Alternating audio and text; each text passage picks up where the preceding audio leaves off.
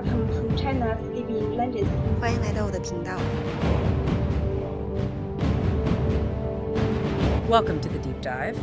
Today we're jumping into a story that's just, it's kind of mind-boggling. The fall of the Qin Dynasty. Right, an empire that just unified China. Huge achievement. Exactly. They pull off this incredible feat, uniting everything after centuries of war. You'd think, okay, stable empire for generations, right? Solid foundation. You would think. But nope, it crumbles fast. So how did that happen? And then out of that chaos, you get the Han Dynasty, led by these two guys who were, well, total opposites. That's a fantastic puzzle, isn't it? And we're not just going to, list the events today. We want to dig into the mistakes, the chess moves, really. The political maneuvering. Yeah, and the personalities, these massive clashes that literally changed everything. And honestly, there are echoes of these leadership challenges even today. Okay, so let's unpack this. The Jin unification, we have to acknowledge that was monumental. End of the Warring States period. First unified Chinese state. Absolutely. Yeah. I understate that. But almost immediately, they start making these critical errors, sowing the seeds of their own downfall, you could say. How so? What were the big missteps? Well, first off, how they treated the people they just conquered, especially the Chu people. They were a major power, right? Mm-hmm. Instead of bringing the Chu aristocracy into the fold, integrating them, they just alienated them, ignored this huge group they needed on their side. It's like nation building 101, and they failed. So no hearts and minds campaign then, just power plays. Sounds pretty short-sighted, bound to create resentment. Exactly. And then on top of that, these massive building projects, the Great Wall, obviously, but other things too. Impressive, sure, but... But the cost, Mm-hmm. heavy taxes, forced labor. These projects were meant to scream strength, power, Right, projecting dominance. But the irony is they just bred bitterness, deep bitterness among the ordinary people footing the bill, doing the work, classic overreach. It backfired. Wow, so they basically unified the country and then immediately started making everyone miserable. That's setting the stage for trouble, isn't it? Pretty much the perfect recipe for rebellion. Right. And, another thing, a missed opportunity, really. Propaganda? How do you mean? They could have painted the old Chu rulers as terrible, corrupt, justify their own takeover, make themselves look like liberators. That they didn't. They didn't. And their own harshness, their own policies, they actually made the old rulers look good in comparison. Oh, wow. Talk about an own goal. They accidentally romanticized the past for the people they just conquered. A critical blunder, Right. seriously. And all this this discontent, this simmering resentment, it created an opening. An opening for someone smart enough to see it. Exactly. Right. Enter Shang, a very shrewd operator. He looked at Qin's mess and didn't just see weakness, he saw opportunity. His opportunity. Okay, Xiang, so what's his move? He knows he needs to rally people, right? Needs a symbol. Precisely. He understood you need more than just anger. You need a banner, a cause people can believe in. And he found it in the most unlikely place. Oh, He finds this guy, Shang, a shepherd, just a humble sheep herder. okay. And this is the stroke of genius. Shang happens to be the grandson of the old King Kuai of Chu, a really respected figure, almost legendary by this point. Whoa. A shepherd with royal blood. That's potent symbolism. Tapping into that nostalgia, that longing for the good old days. Hugely powerful. Yeah. But they didn't stop there. They didn't just say, here's the grandson. They proclaimed him King Kuai of Chu. The exact same name as his grandfather. The exact same name. Deliberate, brilliant propaganda. It gave the rebellion instant legitimacy, like they were restoring what was lost. Okay, that's clever. Really clever. So Xiang got his figurehead, but he's not the only one making moves, right? You mentioned other players. Oh, yeah. It gets complicated fast. You got Zhang Liang. Now, his story is intense. Right, the revenge angle. Jin wiped out his family. Exactly. Pure burning revenge is definitely driving him. He joins Xiang, but Zhang, he's always thinking several steps ahead. A master strategist. So overthrowing Qin is just step one for him. Absolutely. He advises Xiang, okay, let's restore Chu, but let's also set up a Han state alongside it. Han? Why Han? On the surface, it looks like just strengthening the anti-Qin forces. More states against the empire, right? Makes sense. But Zhang is already planting the seeds for a Han dynasty. His own family's legacy, he's playing the long game. Seriously impressive foresight in all that chaos. Wow. Okay, so you have the symbolic leader, the strategist playing chess. Who else joins this rebellion? Well, then you get guys like Liu Bang and Ying Bu. They jump in too. Their motives. Idealism. Revenge. Probably less of that. Huh. More opportunistic, let's say. Sensing weakness, seeing a chance for personal power grab. Pretty much. Qin's falling apart. There's a vacuum. Maybe they can carve something out for themselves. It's common in these situations, right? Not everyone's a pure revolutionary. True. A mix of motives. So this coalition forms. How solid is it? Well, that gets tested pretty quickly. The Battle of Li, that's the first major clash. Okay, Battle of Li. Who's involved? It's the anti-Qin coalition. Chu, Han, Wei, others against the Qin army. The coalition feels confident. Home turf, experienced commanders. Looks good on paper. There's always a but. But they run smack into Qin General Zhang Han. Tough, smart, a really formidable opponent. What made him so effective? Tactics. Yeah. Apparently inspired by this ancient military text, the Six Secret Teachings, he used deception, surprise attacks, especially night raids. Night raids. How do you manage that effectively? Get this, there's a detail that says his soldiers gagged themselves to maintain silence during these night attacks. Seriously, gagged themselves. That's Like- extreme discipline and terrifying, I imagine. Absolutely. Maximum surprise, maximum psychological impact. And it worked. The coalition took heavy losses. The Wei state collapsed. Ouch. What happened to the Wei leader? King Weiwu. It's actually quite tragic. He surrendered to save his people from further slaughter. Okay. But then, rather than live under Qin rule, he set himself on fire. Wow. A final act of defiance. Even in defeat. That's powerful. It really is. So despite these setbacks, things shift again. King Huai, remember, the sheep herder turned king. Yeah. He actually steps up, moves his capital, takes more direct command, starts consolidating his position, maybe not just a figurehead after all. Interesting. So the rebellion isn't crushed, just wounded. Right. And the main Qin army, under Zhang Han, then turns its attention north towards the Zhao state. They see Zhao as vulnerable. So King Huai needs a plan. He does. And he comes up with a pretty bold one, a kind of pincer movement. Okay, break it down. He appoints Song Yi, an older, experienced general, to lead the main Chu army north. Mission, Right. save, that's prong one. Got it. Prong two. Simultaneously, he sends Liu Bang, remember Liu Bang? The opportunist. Yeah. Sends him on a completely separate campaign, westward, straight toward the Qin heartland, the capital region. A two-front war for the Qin, basically. Stretch them thin. Clever. Very clever.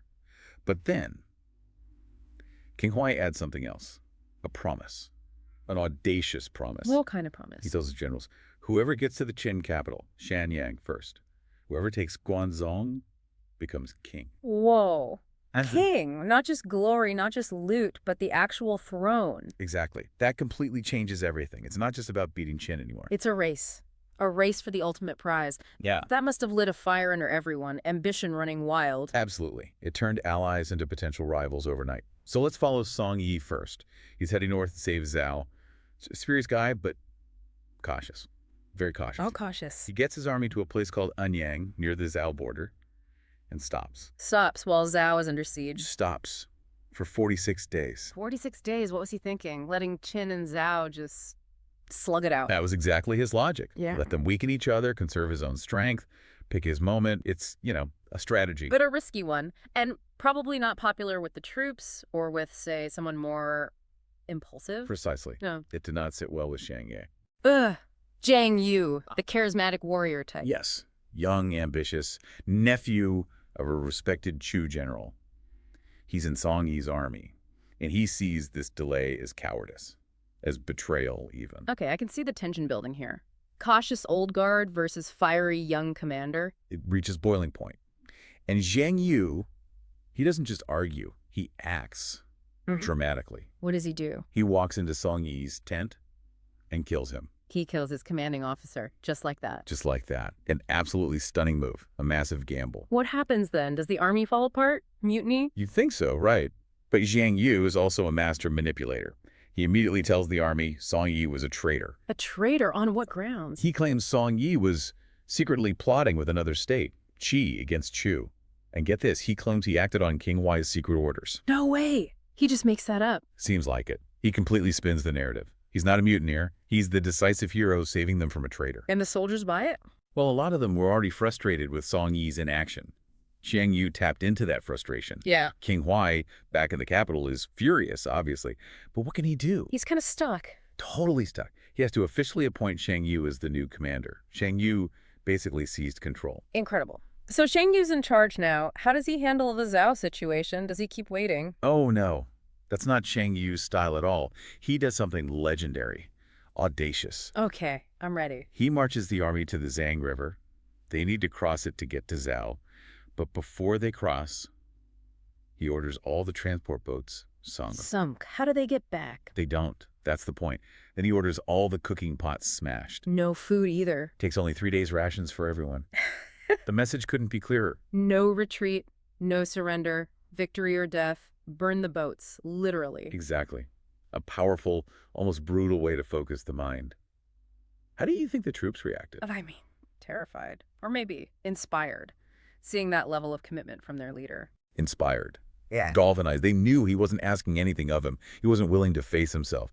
And this leads straight into the Battle of Julu. The big one? The big one. Qin army, under Zheng Han, has Zhao totally surrounded, starving them out. Looks hopeless for Zhao. Until Xiang Yu arrives. Until Shang Yu arrives, and he fights like a force of nature, accounts say, like a man possessed. He leads the charge, breaks the Qin lines again and again. Wow. His troops, inspired, fight with incredible ferocity, and even though they're outnumbered, they win. A massive, stunning victory. So Julu, that saves Zhao. Saves Zhao, crushes the major Qin army, and cements Xiang Yu's reputation. He's now the military hero of the rebellion, almost mythical. Okay, amazing story. But wait, while all this high drama stuff is happening with Shang Yu, Right. what about Liu Bang? Good question. Liu Bang's still on his westward campaign. Yeah. Making progress, but quietly. Very differently. How so? No boat burning for him. Definitely not. Liu Bang's approach is, well, more pragmatic. While Shang Yu is winning battles through sheer force and charisma, Liu Bang is using strategy, diplomacy, maneuvering. So less battlefield glory, more savvy political work. Exactly. He uses force when needed, sure. But he's also negotiating with local officials, exploiting divisions within the crumbling Qin structure, winning over towns tired of Qin rule. He's adaptable. He understands it's not just about fighting, it's about winning people over, building support. Precisely. He faces less direct military resistance than Shang Yu, partly because he's good at avoiding it or turning potential enemies into allies. He'll make deals, offer concessions if it gets him closer to the goal. That flexibility is his superpower, really. So you've got these two leaders, just fundamentally different styles. Shang Yu the warrior, Liu Bang the strategist, both heading for the capital. Yep. The collision course is set. As Qin collapses, it's clear the real fight isn't just against Qin anymore. It's going to be between these two. Shang Yu probably sees himself as the rightful leader, right, after Julu. Absolutely. He's got the victories, the aristocratic background, the charisma. He feels like the natural heir. The legend in his own time? Kind of. But Liu Bang, even coming from a much humbler background, is just as ambitious, And it may be. smarter about the long game. He gets that power isn't just battles. It's politics. It's popular support. Okay, so it's a race to the capital, Shenyang. Whoever gets there first gets that mandate of heaven, that legitimacy. Huge symbolic importance. And Liu Bang, he knows speed is everything now. And he gets there first. But how does he take it? Does he have to fight his way in? This is peak Liu Bang. Instead of a bloody siege, which would cost lives and destroy the city, he negotiates. Negotiates the surrender of the capital. Yes. He persuades the remaining Qin officials, promises amnesty, fair treatment, tells them laying down arms is the best way, and they do it.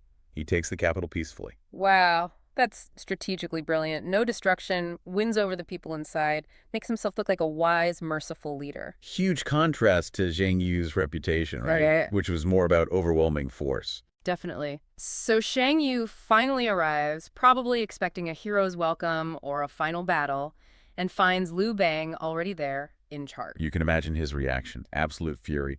Utterly incandescent with rage. Oh boy. The alliance is well and truly dead now. Completely shattered. This kicks off the next phase. The Chu-Han Contention. Years of brutal civil war between these two former allies. A war defined by their personalities, their different ways of doing things. Absolutely. And there's one famous incident that just perfectly captures the whole dynamic. The feast at Honggate.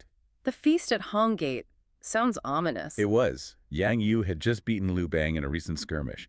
He invites Liu Bang to a banquet, supposedly to reconcile. Uh-huh. I'm sensing a trap. Definitely a trap. Jiang Yu's key advisor, Fan Zhang, is practically screaming at him, "Kill him! Kill Liu Bang now while you have the chance!" Yeah, high-stakes dinner party. So does Shang Yu listen? Does he take him out? This is where it gets fascinating. Liu Bang senses the danger. He's got great instincts, plays nice, flatters Jiang Yu's ego a bit, makes excuses, and manages to slip away, escapes with his life. Wow. Quick thinking under pressure. But why did Xiang Yu hesitate? He had him right there. That's the million-dollar question, isn't it? Maybe it was his warrior's code, assassinating a guest at a feast. Maybe it felt dishonorable, beneath him. Do you want to beat him fair and square on the battlefield, perhaps? Possibly.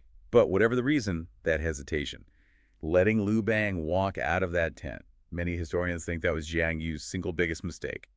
His chance to end it, and he let it go. A potentially fatal adherence to honor in a ruthless game. So this Chu-Han War goes on for years. How does it end? After a lot more fighting, betrayals, ups and downs, Liu Bang wins. The strategist beats the warrior. How? Why did Liu Bang ultimately prevail? It comes back to those core differences, I think. Liu Bang was just adaptable, more resilient. He learned from his mistakes. Xiang Yu, for all his brilliance, was maybe too rigid, too proud. And Liu Bang built better alliances, connected with people more. Yes. He understood the need for allies, for capable advisors, and crucially, he connected with what ordinary people wanted. They were exhausted by war. Xiang Yu offered more battles. Liu Bang offered stability eventually. The people tilted towards peace. So Liu Bang, the former, minor official, maybe even peasant, according to some accounts, becomes Emperor Gaozu, founder of the Han Dynasty. Exactly. An incredible rise. And the Han Dynasty lasts for centuries. An era of peace, prosperity, expansion, culture. One of China's golden ages. It's an amazing story. So wrapping this up, what are the big takeaways for us looking back? Well, I think it really drives home that leadership isn't one size fits all. You have Shang Yu, charismatic, brilliant in battle, the warrior archetype. Then Liu Bang, pragmatic, cunning, the strategist. Both leaders, but so different. And adaptability won out. In this case, yes. Liu Bang's flexibility, his willingness to learn, to use diplomacy and force, to delegate. That proved more effective in the long, messy business of building an empire, not just winning battles. It also highlights just how vital relationships and understanding people are.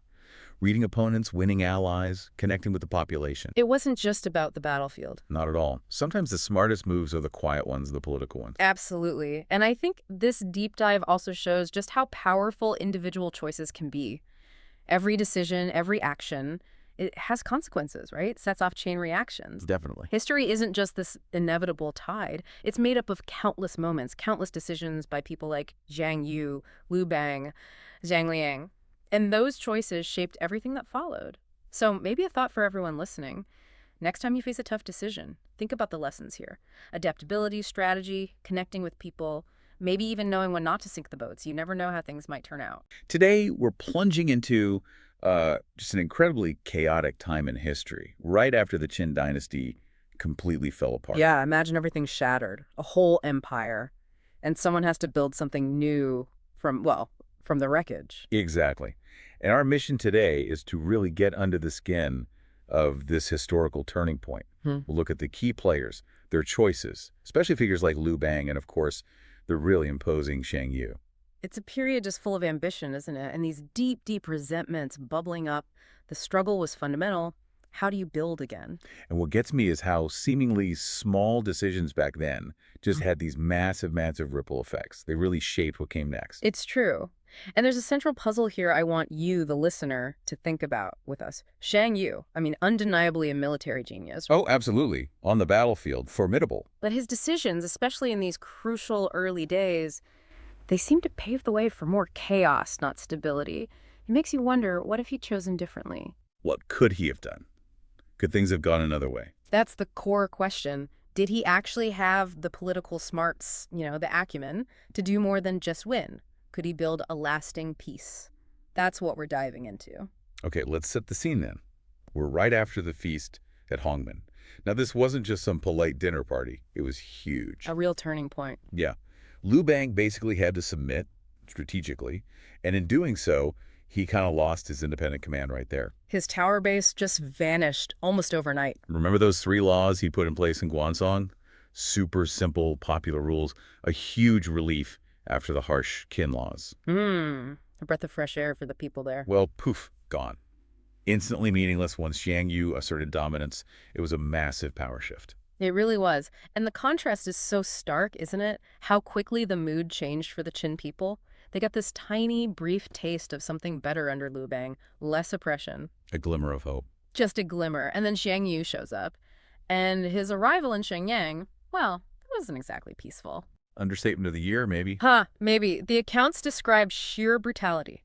A full-on massacre. He executed Prince Xiang, the Qin ruler who'd already surrendered. She'd surrendered and still executed. Exactly. And then the deliberate burning of the Qin palaces, Shenyang Palace, the main one, apparently burned for 3 solid months. 3 months. Just try to picture that.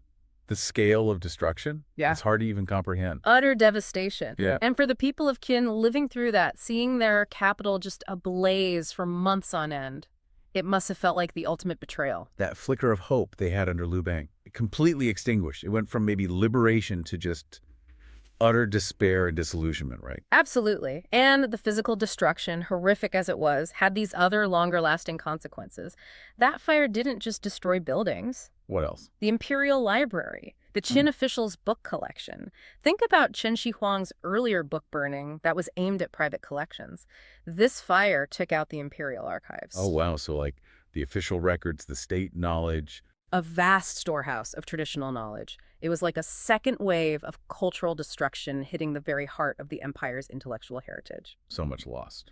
Thankfully, one figure, Xiao He, was savvy enough to save some crucial things, population records, legal codes, stuff vital for administration. Okay, so not a total loss, but still. But still, a massive chunk of traditional culture, philosophy, history, gone. Some historians call it a cultural wasteland in the early Han period because of this. Rebuilding that knowledge took centuries. It just shows how war can erase more than lives.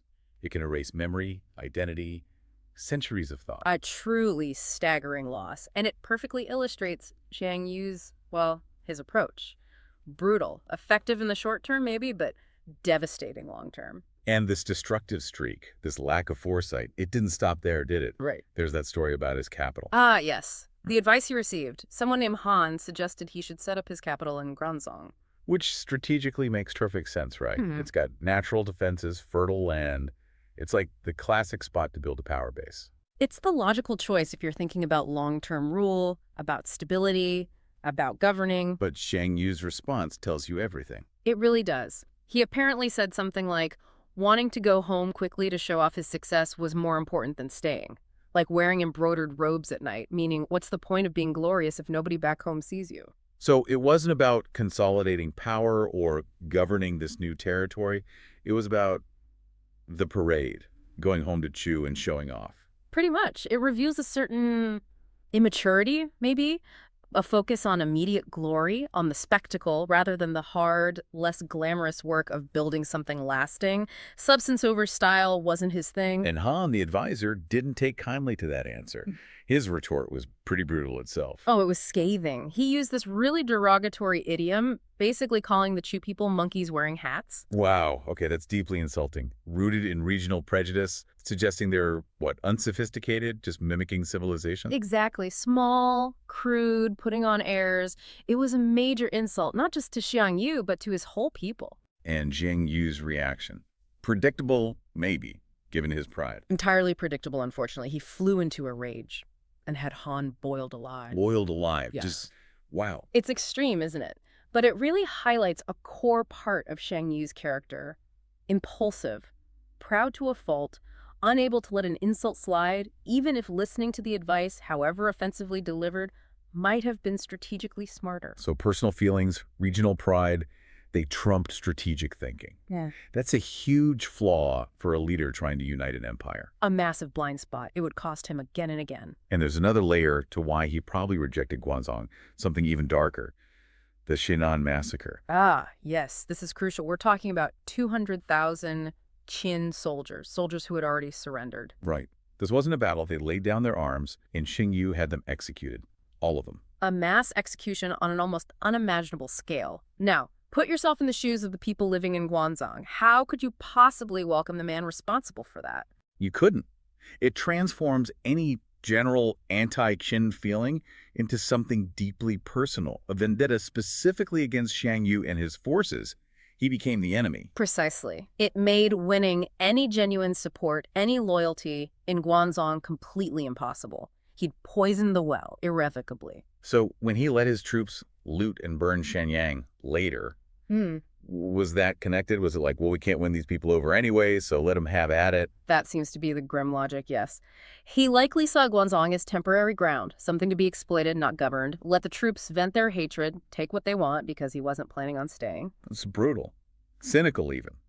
Appease the troops in the short term. At the cost of any long-term stability or chance of ruling that region effectively. It's that same pattern again, isn't it? Prioritizing the immediate, the visceral over the strategic, political myopia, really. A total lack of foresight for the bigger picture. Okay, so he's alienated Guanzhong, rejected sound advice. What about the bigger question of legitimacy? Qing is gone. Who's actually in charge now? That's the million-dollar question. Xiang Yu's title, Supreme General of the Feudal Lords, that was a wartime thing, temporary. Now, who held the real rightful authority? Were people thinking about restoring the old kingdoms? Like before Qin unified everything? Or maybe boosting the King of Chu? Those ideas were definitely floating around. Restoring the old six states, or maybe elevating King Kuai of Chu, who had been a symbolic leader for the rebellion. But the reality on the ground, it had shifted so much. Xiang Yu's military victories had changed everything. Completely. The old ways, the old claims to legitimacy, they didn't quite fit anymore. It's this fascinating clash between tradition and the raw fact of Xiang Yu's power. So what happened when Xiang Yu actually asked King Kuai for direction? Because King Kuai was technically the senior figure, right? He was, and Xiang Yu did, sort of, seek his direction, but King Kuai's reply was simple, almost naive, as agreed. Meaning Meaning the earlier promise, whoever enters Guanzhong first gets to rule it, which of course pointed directly at Liu Bang. Ah. So from Xiang Yu's perspective, that must have felt incredibly unjust. He did the heavy lifting, beat the main Qin armies. Exactly. He saw himself, quite rightly, as the main architect of the victory. Liu Bang sort of slipped into Guanzhong while Xiang Yu was fighting the decisive battles. So King Kuai, sticking to that old agreement, felt like a slap in the face. It does seem like King Kuai missed a chance there, didn't he? A bit of political maneuvering, recognizing Xiang Yu's power, might have gone a long way. A huge missed opportunity for some savvy politics. Instead, Xiang Yu was furious. His response basically threw King Kuai's legitimacy back in his face. He emphasized his contribution, the efforts of his generals. He was essentially saying, my power, my victories, that's the new legitimacy. Right. Merit or perceived merit over lineage. Precisely. It was a fundamental shift. He was redefining authority based on strength and success, not just old bloodlines. But in doing that, he kind of painted himself into a corner. How so? By rejecting the traditional source of legitimacy, he put the entire burden of creating a new, stable system right on his own shoulders. It was up to him to decide how to divide the empire, who got what, and his judgment. Well, we've seen it wasn't always the most strategic. So how did he handle King Kuai, practically? He couldn't just ignore him completely, could he? No, he made a gesture. He gave King Kuai this grand title, Righteous Emperor Yidi. Sounds impressive. Righteous Emperor, okay. But was it genuine respect? The historical texts, like Sima Qian's records and the Book of Han, they suggest it was largely superficial. They specifically say Xiang Yu honored him in name only, but basically ignored his orders. Oh, it was performative. Give him a fancy title, make it look like you respect the supreme authority. But then you ship him off far to the south, out of the way, and keep calling the shots yourself. It's a clever political move, in a way, but also quite cynical. Keeps up appearances while consolidating his own power. Okay, so King Kuai is sidelined. Now Xiang Yu faces this massive headache, rewarding everyone who fought against Qing. That sounds complicated. Incredibly complicated. You've got this ideal, maybe, of rewarding people purely based on merit, on their contribution to the victory. But reality is messy. So messy. You've got personal loyalties, old alliances, grudges, and crucially, unlike some earlier conflicts, a lot of the leaders from the old six states actually survived this war. They all expected something. So it wasn't just a few key generals. It was a crowd of powerful figures, all with claims and expectations. Exactly. And Xiang Yu, having ditched tradition, now had to invent a whole new hierarchy, basically. He had to decide who ranked where, who got what land, what title, based on his judgment of their merit. The weight of creating a stable post-war order fell entirely on him. That's immense pressure, and probably guaranteed to make some people unhappy. Absolutely guaranteed. And the sources point to a few specific enfranchisments, these grants of land and titles, that were particularly controversial. They really show the challenges. Let's start with Nanpi and a guy named Chen Yu. Chen Yu. Didn't he have a falling out with another general, Zhang? And wasn't he kind of absent during the main push into Guanzhong? That's right. He wasn't really part of Shang Yu's core campaign at the end, so based on pure merit, as Xiang Yu defined it, he shouldn't have gotten much. But he did get something. He got 3 counties in a place called Nenpi. Not a kingdom, but something. And the reason seems to be connections. Politics. Qin Yu was apparently a respected scholar, and he had powerful friends in Shang Yu's inner circle who lobbied for him. Shang Yu seems to have reluctantly agreed, maybe to keep those allies happy. But Qin Yu wasn't happy. 3 counties sound small. Especially when his old rival Zhang was made a full king. Chen Yu must have felt deeply slighted. Here's Zhang his peer, maybe even his inferior in his own eyes, getting a kingdom while he gets a handful of counties. That comparison must have stung. Terribly. And the argument is, if Shang Yu had given him nothing, Chen Yu might have just blamed Zhang. But by giving him something, but something clearly inferior, Shang Yu made himself the target of that resentment too. It created this direct comparison, this sense of injustice focused on Shang Yu's decision. A classic case of trying to compromise and pleasing nobody, maybe even making things worse. Exactly. It shows how even trying to be conciliatory can backfire spectacularly if it's perceived as unfair. Okay, so Nanpi is simmering. What about Qi? That region sounded like a real mess even before Xiang Yu got involved. Qi was a hornet's nest, multiple factions, power struggles. The main figure there was Tianrong, a really powerful and prickly character. And he had a history with Shang Yu's family, right? Right. Refused to help Zhang Yu's uncle, earlier on. He did. And he also basically sat out the crucial battle of Julu, where Xiang Yu cemented his dominance. So not exactly Xiang Yu's favorite person. So how did Xiang Yu try to sort out Ti, given Tianrong's power and history? His approach was, well, it was basically guaranteed to infuriate Tianrong. He took the existing king of Qi, Tianxi, and moved him. Then he installed Tiandu, a key general who had helped him at Julu, as the new king of Qi. Okay, rewarding his ally. Makes sense from his perspective. But then he also created another kingdom within Qi's traditional territory called Jibei and gave that to Tianan, another local leader who had surrendered to him. So he carved Qi into pieces. It's to 3 pieces. And the most critical part, Tianrong, the guy who actually controlled most of Qi before this, got absolutely nothing. Shut out completely. His rivals were elevated, his territory divided, and he was left holding air. You can see why Tianrong would be furious.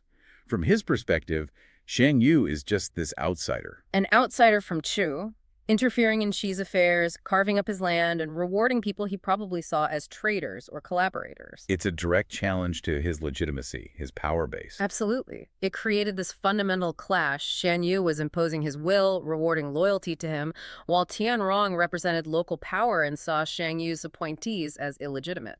Conflict was inevitable. He essentially created a powerful enemy right there, ready to rebel. Yeah. Another strategic blunder driven by rewarding loyalty over finding a stable solution. Seems that way. Trying to impose order through division and force rather than finding some kind of accommodation, it pretty much guaranteed Qi would become a major flashpoint. So Nanpi is discontented. Qi is actively hostile. We're seeing these cracks appear all over Shang Yu's new order. Big cracks. And as we start to wrap up this part of the story, the sources really emphasize that while Nanpi and Qi were serious problems, sparks flying. There was something bigger coming. Yeah, it was how Xiang Yu dealt with the enfeoffment of Guanzhong itself, that crucial territory he rejected as his capital. His decisions there. That was the move that would truly ignite the firestorm. So the handling of Guanzhong was the real catalyst for his downfall, setting the stage for the next, even bigger conflict. That's what the narrative strongly suggests. His choices about who ruled Guanzhong after everything he already done there. That was the breaking point. It pushed things towards the final, decisive clash that would shape everything. Wow. Okay. Stepping back then, it's just Yeah. the sheer scale of the challenge is immense, isn't it? Trying to build a new order after total collapse. It's mind-boggling. You're juggling rewarding merit, or what you think is merit, managing all these competing egos and interests, dealing with personal grudges, regional loyalties, and all your decisions have consequences. And Xiang Yu, despite his military brilliance, seems to have stumbled through this complex political landscape. His strategic miscalculations, his personal biases, they just kept creating more problems. They really did. All these factors just intertwined to create this incredibly turbulent, unstable situation. A landscape he seemed more likely to set ablaze than to calm down. It definitely makes you think. The pressure must have been intense, the choices almost impossible sometimes. So here's something for you, our listeners, to chew on until next time. Yeah, the big question remains. Did Xiang Yu, for all his battlefield genius, fundamentally lack the political skill, the savvy, needed to actually consolidate power and build something lasting? What could he have done differently in those early days? Think about the choices we discussed: Shenyang, the capital, the massacre, the enfeastments. Could different decisions have led to a different outcome? More stable peace, perhaps? Or was chaos inevitable? Some really fascinating questions to ponder. Definitely something to keep thinking about. That's your deep dive to consider until we meet again. Imagine an empire, like utterly dominant, the Qin Dynasty in ancient China.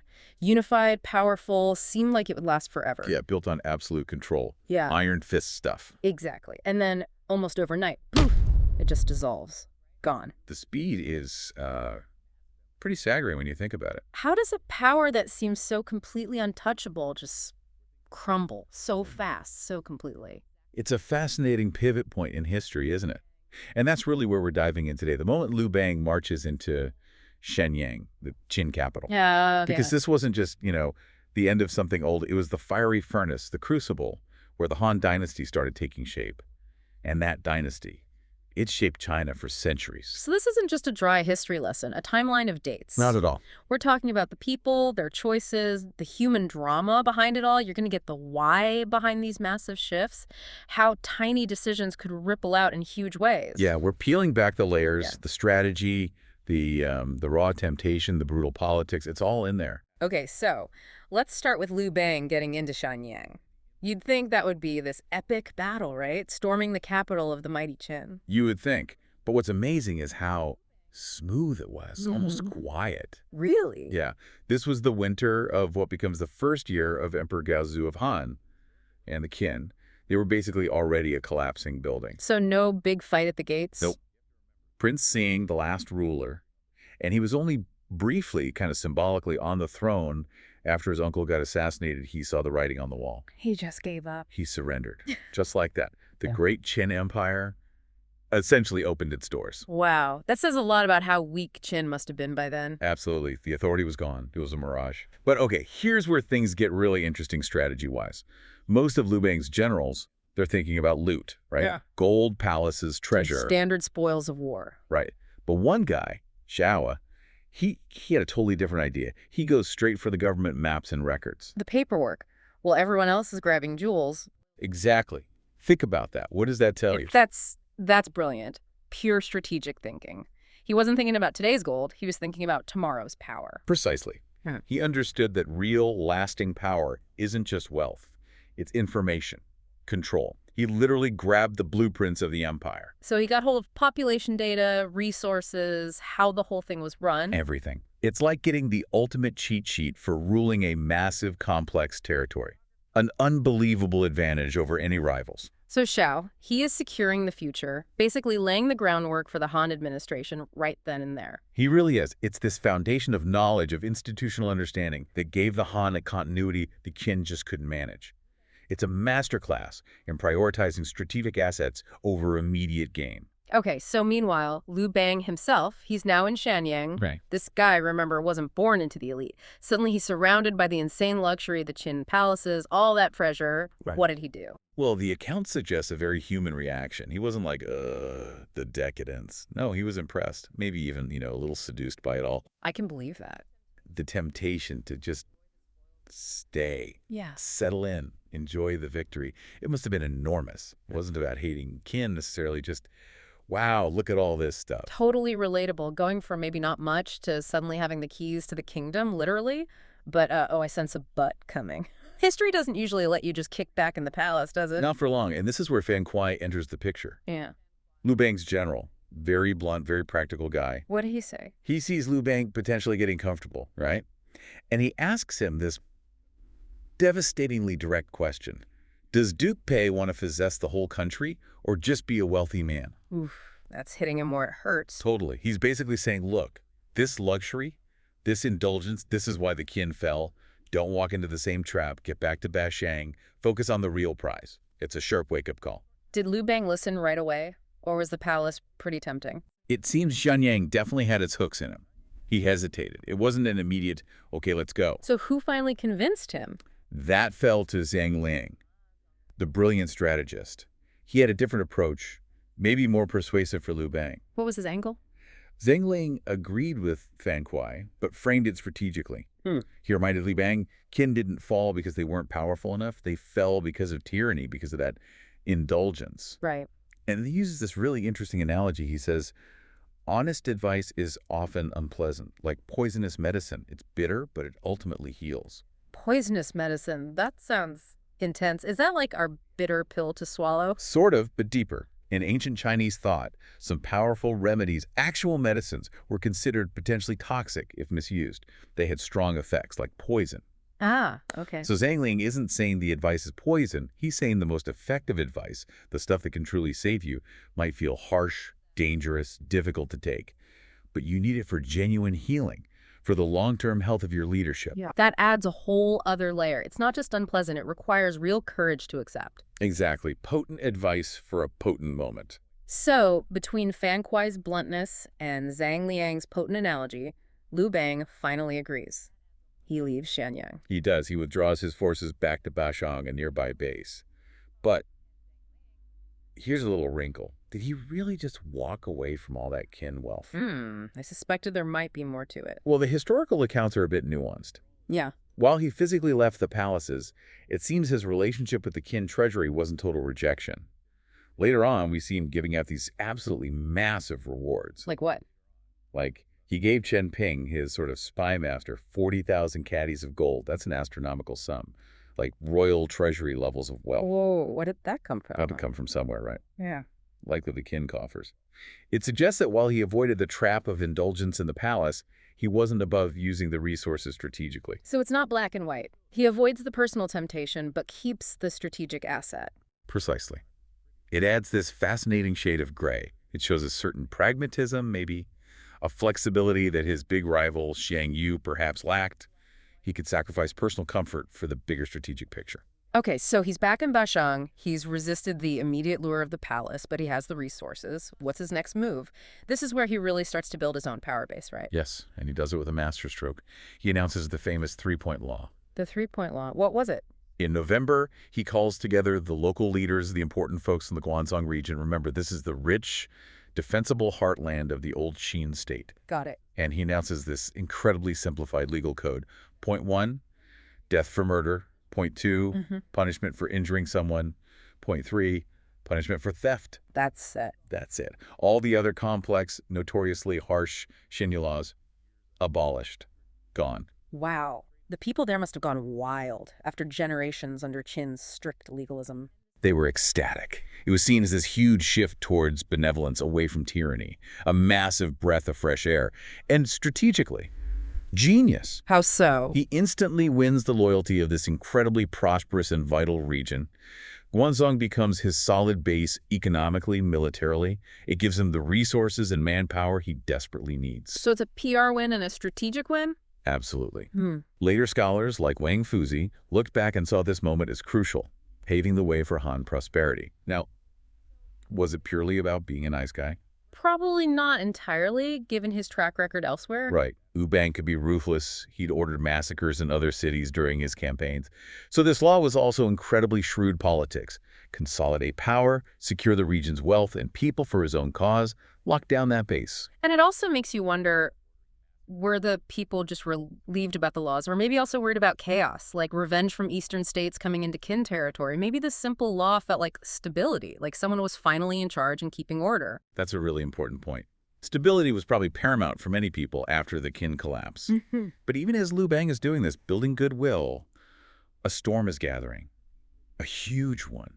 And it involves an agreement he probably didn't even know about yet. An agreement involving Shang Yu, the supreme commander of the allied forces against Qin. Xiang Yu had already promised this exact region, Guanzhong, to someone else. Wait, what? He promised Liu Bang's prize away. To who? To Zhang Han, a powerful former Qin general who had surrendered and joined Xiang Yu's side. Xiang Yu designated Guanzhong as the Kingdom of Yang for Zhang Han. Kingdom of Yang. Not Qin. Why the name change? Good question. It was symbolic. Yang was an older pre-Qin state name for part of the region. Using it was a way to distance Zhang Han from the hated Qin legacy, make him seem less like a turncoat Qin general and more like a new feudal lord. Clever, but still. Giving away the heartland, Zhang Han must have had a lot of power. He did. He commanded around 200,000 surrendered Qin troops. Rewarding him, keeping him loyal, was a calculated risk for Xiang Yu. But it puts him on a direct collision course with Liu Bang. Okay, so Liu Bang thinks he's secured Guanzhong, but Shang Yu has already given it to Zhang Han and his massive army. That's tense. Extremely tense. And it gets worse. Think about those 200,000 surrendered Qin soldiers under Zhang Han. How were they being treated by the other victorious forces? Probably not, well, I'm guessing, old enemies. Exactly. They were looked down on, humiliated, discriminated against, treated almost like slaves by the troops from the other feudal states. They were in a terrible position. Caught in the middle, scared of revenge, maybe worried about their families back home. Totally. And their loyalty to Qin. It had always been more transactional based on rewards and harsh punishments, not deep cultural or ethical bonds. Sun Tzu actually warns about armies like that. Armies without that deeper cohesion, they become vulnerable in chaos. So they're demoralized, mistreated. What does Shang Yu do? He's got this massive army of potentially resentful former enemies on his hands. Xiang Yu faces a huge logistical problem, feeding them, controlling them. And he makes a decision. A truly chilling one. Uh-oh. At Shenyang, he orders the execution of these surrendered Qin soldiers. Over 200,000 of them. What? He just kills them after they surrendered? Massacred and buried them. It's an act of appalling brutality, becomes infamous, a place of horror. The poet Du Fu even writes about it centuries later. Oh my God, why? Just logistics or fear? Historians still debate the exact reasons. Logistics? Yes. Feeding and managing such a huge number was a nightmare. Preventing potential uprisings, maybe boosting the morale of his own troops who hated the Qin. But whatever the mix of reasons, It's still a horrific war crime, essentially. profound cruelty. And what's really striking is the timing. Just think.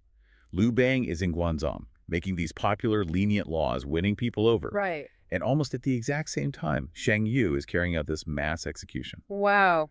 The contrast couldn't be snarker. Benevolence versus brutality side by side. It perfectly sets the stage for the conflict to come.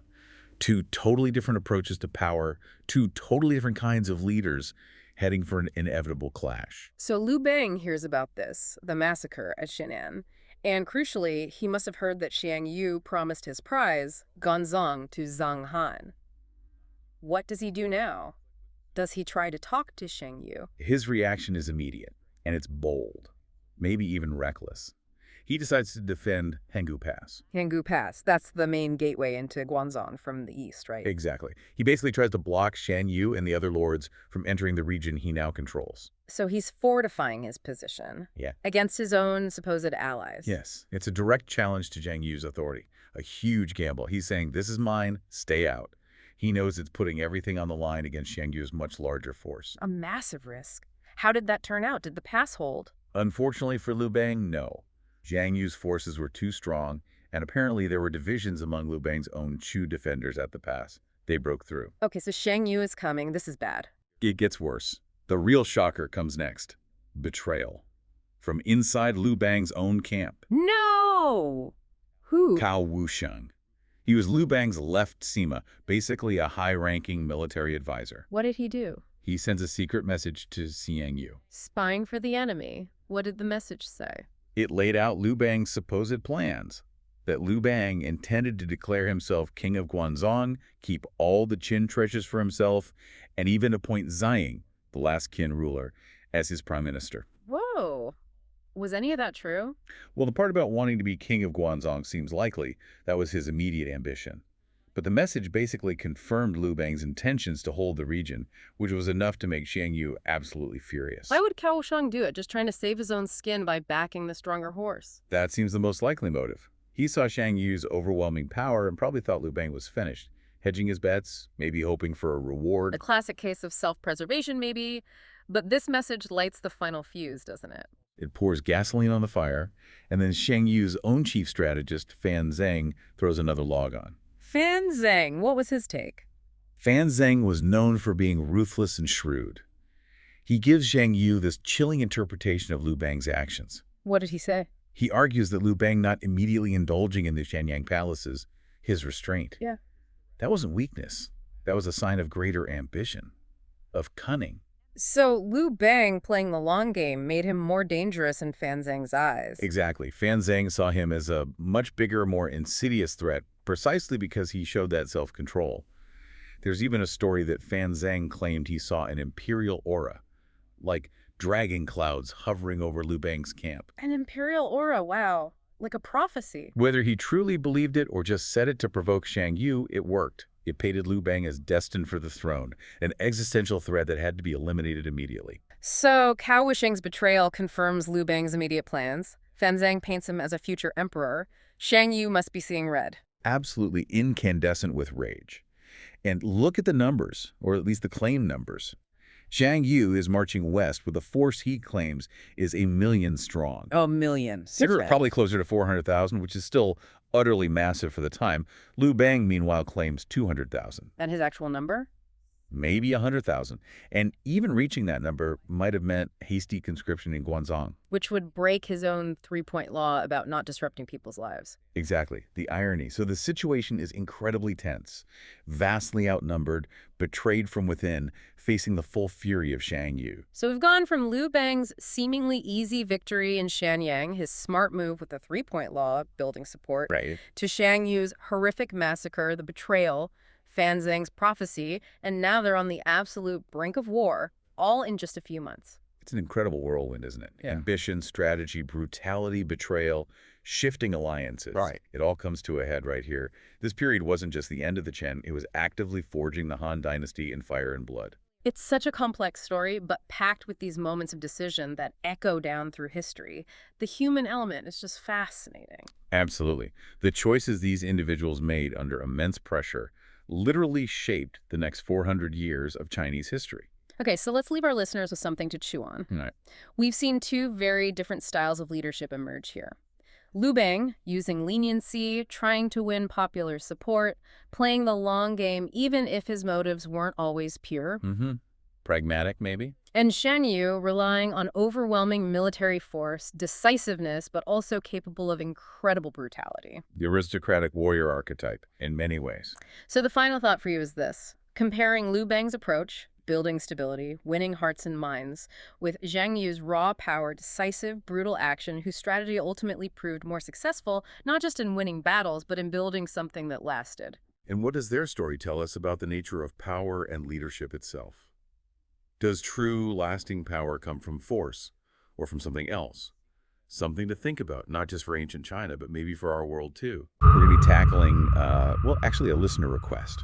And it's a good one. It's a truly fascinating one. It takes us back to a really pivotal moment in history, the events leading up to and including the feast at Hongmen. Yeah, it's a great topic. And for this deep dive, we've got some really, really rich source material to work with.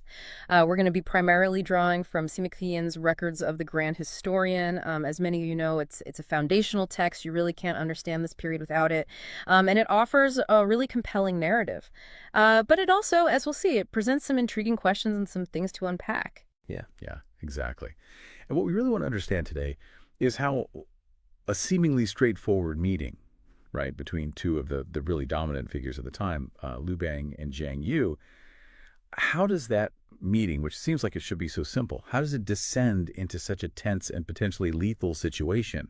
And then, taking a step back, what does this really dramatic encounter reveal about the raw power dynamics that were at play in the aftermath of the Qin Dynasty's collapse? Yeah, I think to really grasp the significance of this event, you need to appreciate the power vacuum that was left by the Qin. So Liu Bang and Xiang Yu, they emerged as the most powerful contenders to fill that vacuum, but their forces were far from equal, right? So Liu Bang, he commanded at the time around 100,000 troops, which is nothing to sneeze at. It's a substantial force, but it paled in comparison to Xiang Yu, who had this massive army, roughly 400,000. So you can see right off the bat, the initial balance of power heavily favored Xiang Yu. It certainly did. Now, it seems like, logically the expectation would be that whoever sees control of that Qin heartland, the Guanzhong region, would be in the commanding position. So surprisingly, it's actually Liu Bang who moves quickly, enters Guanzhong, and captures Xianyang, the Qin capital. That's not really the expected outcome. And given that difference in numbers, right, that we just talked about, Is Liu Bang's initial success in Guanzhong even more surprising than it seems on the surface? Do the sources offer any insights into how he pulled this off? That's a great point. Yeah, the sources do suggest that Liu Bang employed a combination of factors to achieve this initial victory. Speed was certainly on his side. He moved very quickly, and he seems to have bypassed some of the more heavily defended passes, using strategy there. And there's also a suggestion that he might have had a degree of popular support within Guanzhong itself, perhaps due to the harshness of Qin rule. People were ready for a change. But yeah, regardless of the specifics, his unexpected victory definitely caught Xiang Yu off guard, and it really became the catalyst for everything that followed. So you can imagine Xiang Yu hearing this news, and he's already been kind of tipped off by Cao Wusheng, who was actually within Liu Bang's ranks. So this news it fuels his reaction. He moves decisively, mobilizes his huge forces, and encamps at Hongmen, really positioning himself for potential confrontation. So where's Liu Bang at this point? He's in Bashong, which, considering he kind of bypassed Hanggu Pass, this really strategic pass, instead of fortifying it, that seems pretty exposed, doesn't it? If his intention was to control Guanzhong, wouldn't he have wanted to deploy his main forces more strategically? Yeah. It makes you wonder, was this some kind of genuine oversight?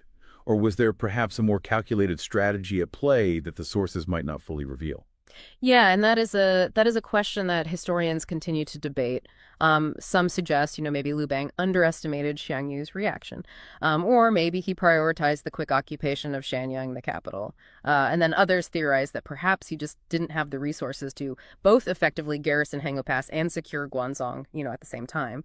But whatever the reason, his position in Bashong really left him in a very precarious situation within striking distance of this much larger force under Xiang Yu. Yeah. And this is where it gets interesting. Right? We have this location, Xinfen, and of course Hongmen. And these locations actually have this kind of fascinating connection to later Chinese culture. Especially, I think this would be interesting for those of you who are really into Tang Dynasty poetry. But this area near Chengyin was really well known for its wine. And it became like a gathering spot for poets. Yeah. You even see it referenced, for instance, in the poetry of Wang, who mentions, fine wine of Xinfeng. Now, I should clarify here, there was another Xinfeng over in Jianyang, which was also famous for its wine, and even Li Bai mentioned that one. So just to be clear, we're talking about the Xinfeng near Chang'an, which is in modern-day Shenyang. It's just a nice little reminder that these historical events, they unfolded in real places, right? Places that continue to kind of resonate culturally. Yeah, absolutely. And I think the physical proximity of Bashang to Hongmen is also quite significant here.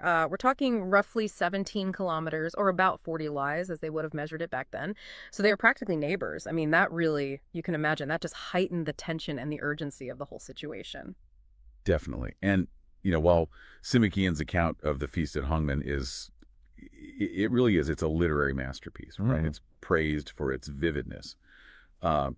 It's important to keep in mind, though, that historians over the years, they've also pointed out some logical inconsistencies within the narrative. So, it's a compelling story, don't get me wrong, but maybe not every detail should be taken as, absolute historical fact. Yeah, that's a good point. And that, that's true of so many historical accounts. They're compelling, but they're not always perfectly factual. Right, exactly. So we have this incredibly compelling narrative, but as you might be thinking, things aren't always perfectly neat and tidy in the historical record. And that brings us to the points that historians have raised about, logical inconsistencies within Sima Qian's record. Right, exactly. And I think a good place to start unpacking some of that is with this really central figure in the whole drama, Shang Bo. So he held the title of Left Minister of Chu, which indicates a high-ranking position, a lot of influence in Zhang Yu's kind of power structure. But crucially, he was also Shang Yu's uncle. So you've got this familial connection there, and it's his existing relationship with Zhang Liang, Liu Bang's key strategist, where the narrative really takes this, another intriguing turn. Right.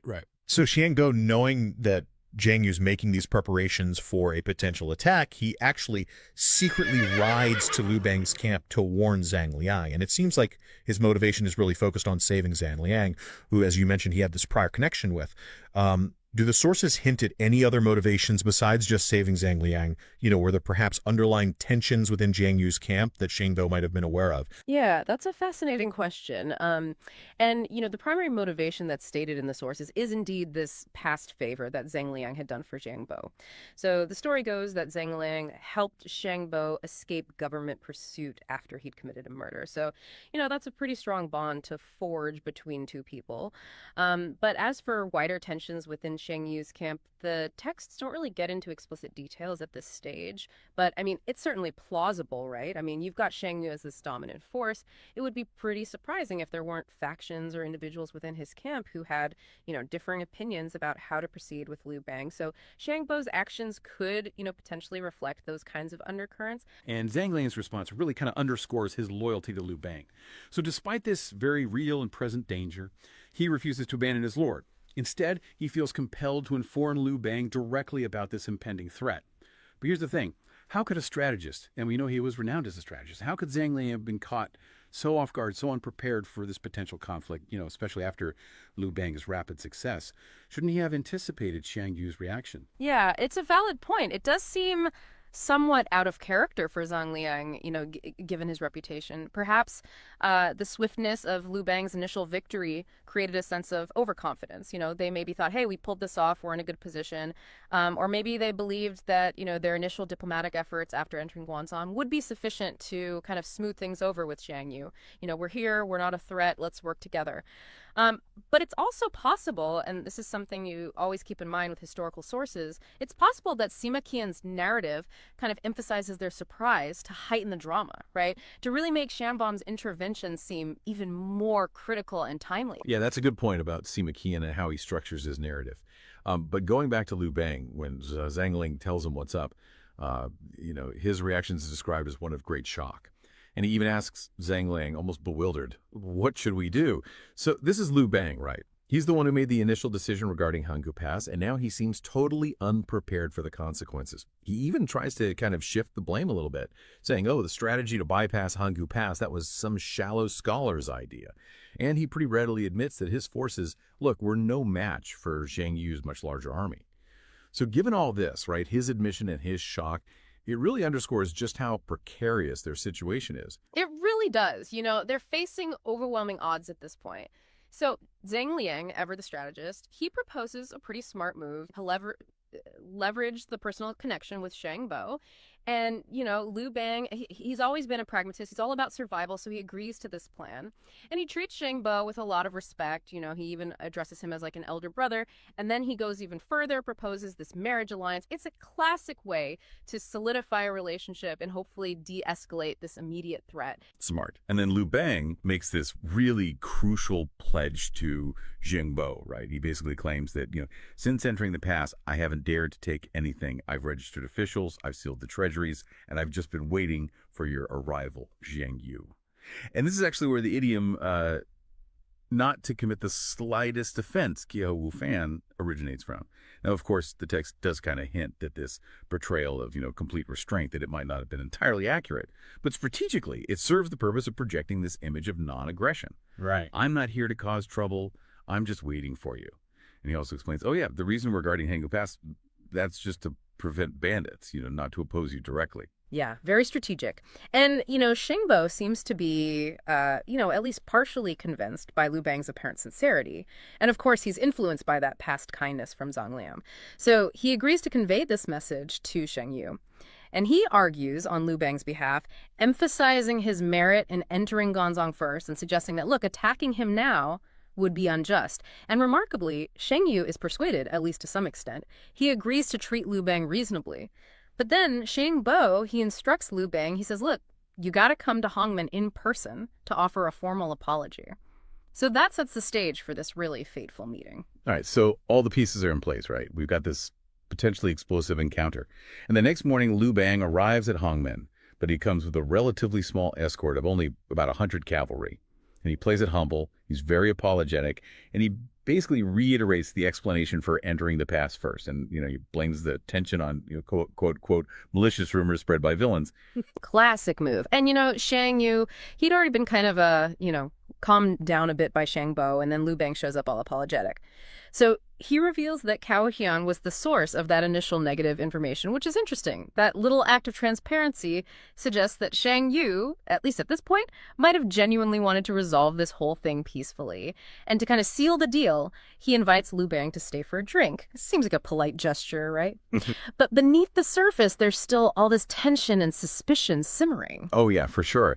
And it's actually during this banquet that the atmosphere takes this really peculiar turn. So Sima Qian, he records this in detail, the seating arrangement becomes this point of real historical discussion. So we got Xiang Yu and Shangbo seated facing east, Fan Zhang facing south, Liu Bang facing north, and then Zhang Liang is standing facing west, apparently serving. Now, I know this might seem like a small detail, but you can really see how even the seating could hold all sorts of potential meaning. Oh, absolutely. You got to remember, in ancient China, seating arrangements, they were full of social and political significance. Sitting facing east, that typically signified the honored guest, or someone holding a position of authority. So Xiang Yu, occupying that position, you could interpret it in a couple of ways. Maybe it's a display of arrogance. You know, I'm Xiang Yu, I'm the big dog here, and I'm going to sit in the seat of honor. But it could also be a tacit acknowledgement of Liu Bang's recent control of Guanzhong. So he's treating him almost like the host within that territory, but a host who's now in a subordinate position. The whole thing's really ambiguous, which just highlights how fragile and distrustful this relationship was. You know, every gesture could be interpreted as a power play or even a slight. I mean, it's amazing how much we could draw from just the seating arrangement, but it also raises some questions, right? Like, why was Fan Zhang, this highly respected elder statesman, key advisor to Xiang Yu, why is he facing south? And then, Zhang Liang, he's facing west, which is traditionally the host position, but he's described as a server. So what's going on there? Yeah, it's really fascinating. And there's very inconsistencies. They've fueled centuries of scholarly debate. So some scholars in later dynasties, they argued that, no, facing east was definitively the most prestigious position. And that reinforces this idea of Xiang Yu's dominance. But others, like Yan Ruzhu, a Qin Dynasty scholar, he proposed that Sima Qian deliberately detailed this unusual arrangement to foreshadow the dramatic events that were going to come, specifically Xing Zhuang's planned sword dance, which we'll get to in a minute. And then it gets even more interesting because Sima Guang, in his comprehensive historical work, Comprehensive Mirror for Aid in Government, he actually chooses to completely omit this detailed seating arrangement, probably because of all this confusion and the varying interpretations it generated. So we've got this really weird, unclear seating arrangement. And then it's during this banquet that the tension just skyrockets. And it's all because of the sword dance. So Fan Zhang, he's super distrustful of Liu Bang, right? He sees this as a prime opportunity. So he repeatedly signals to Xiang Yu, take him out, do it now. He even raises his jade pendant, in this really suggestive manner. But Xiang Yu, and we can only speculate why, he hesitates. He pretends not to notice these really urgent cues. It's interesting, isn't it? And Fan Zhang gets so frustrated by Xiang Yu's inaction that he takes matters into his own hands. So he instructs Xiang Yu's cousin, Xiang Zhuang, to offer a toast to Liu Bang and then, under the guise of entertainment, propose a sword dance, which is really intended as a pretext for an assassination attempt. And Xiang Yu, very reluctantly, grants permission for this whole performance to go down. So Liu Bang's in trouble. But luckily for him, Xianbo, he steps in. He's loyal to Zhang Liang, right? And he's now pledged his goodwill to Liu Bang. So he draws his sword, joins the dance, and he really strategically positions himself to protect Liu Bang from Xiang Zhuang. So you can imagine it's this really tense, improvised ballet, right? Yeah. But with swords.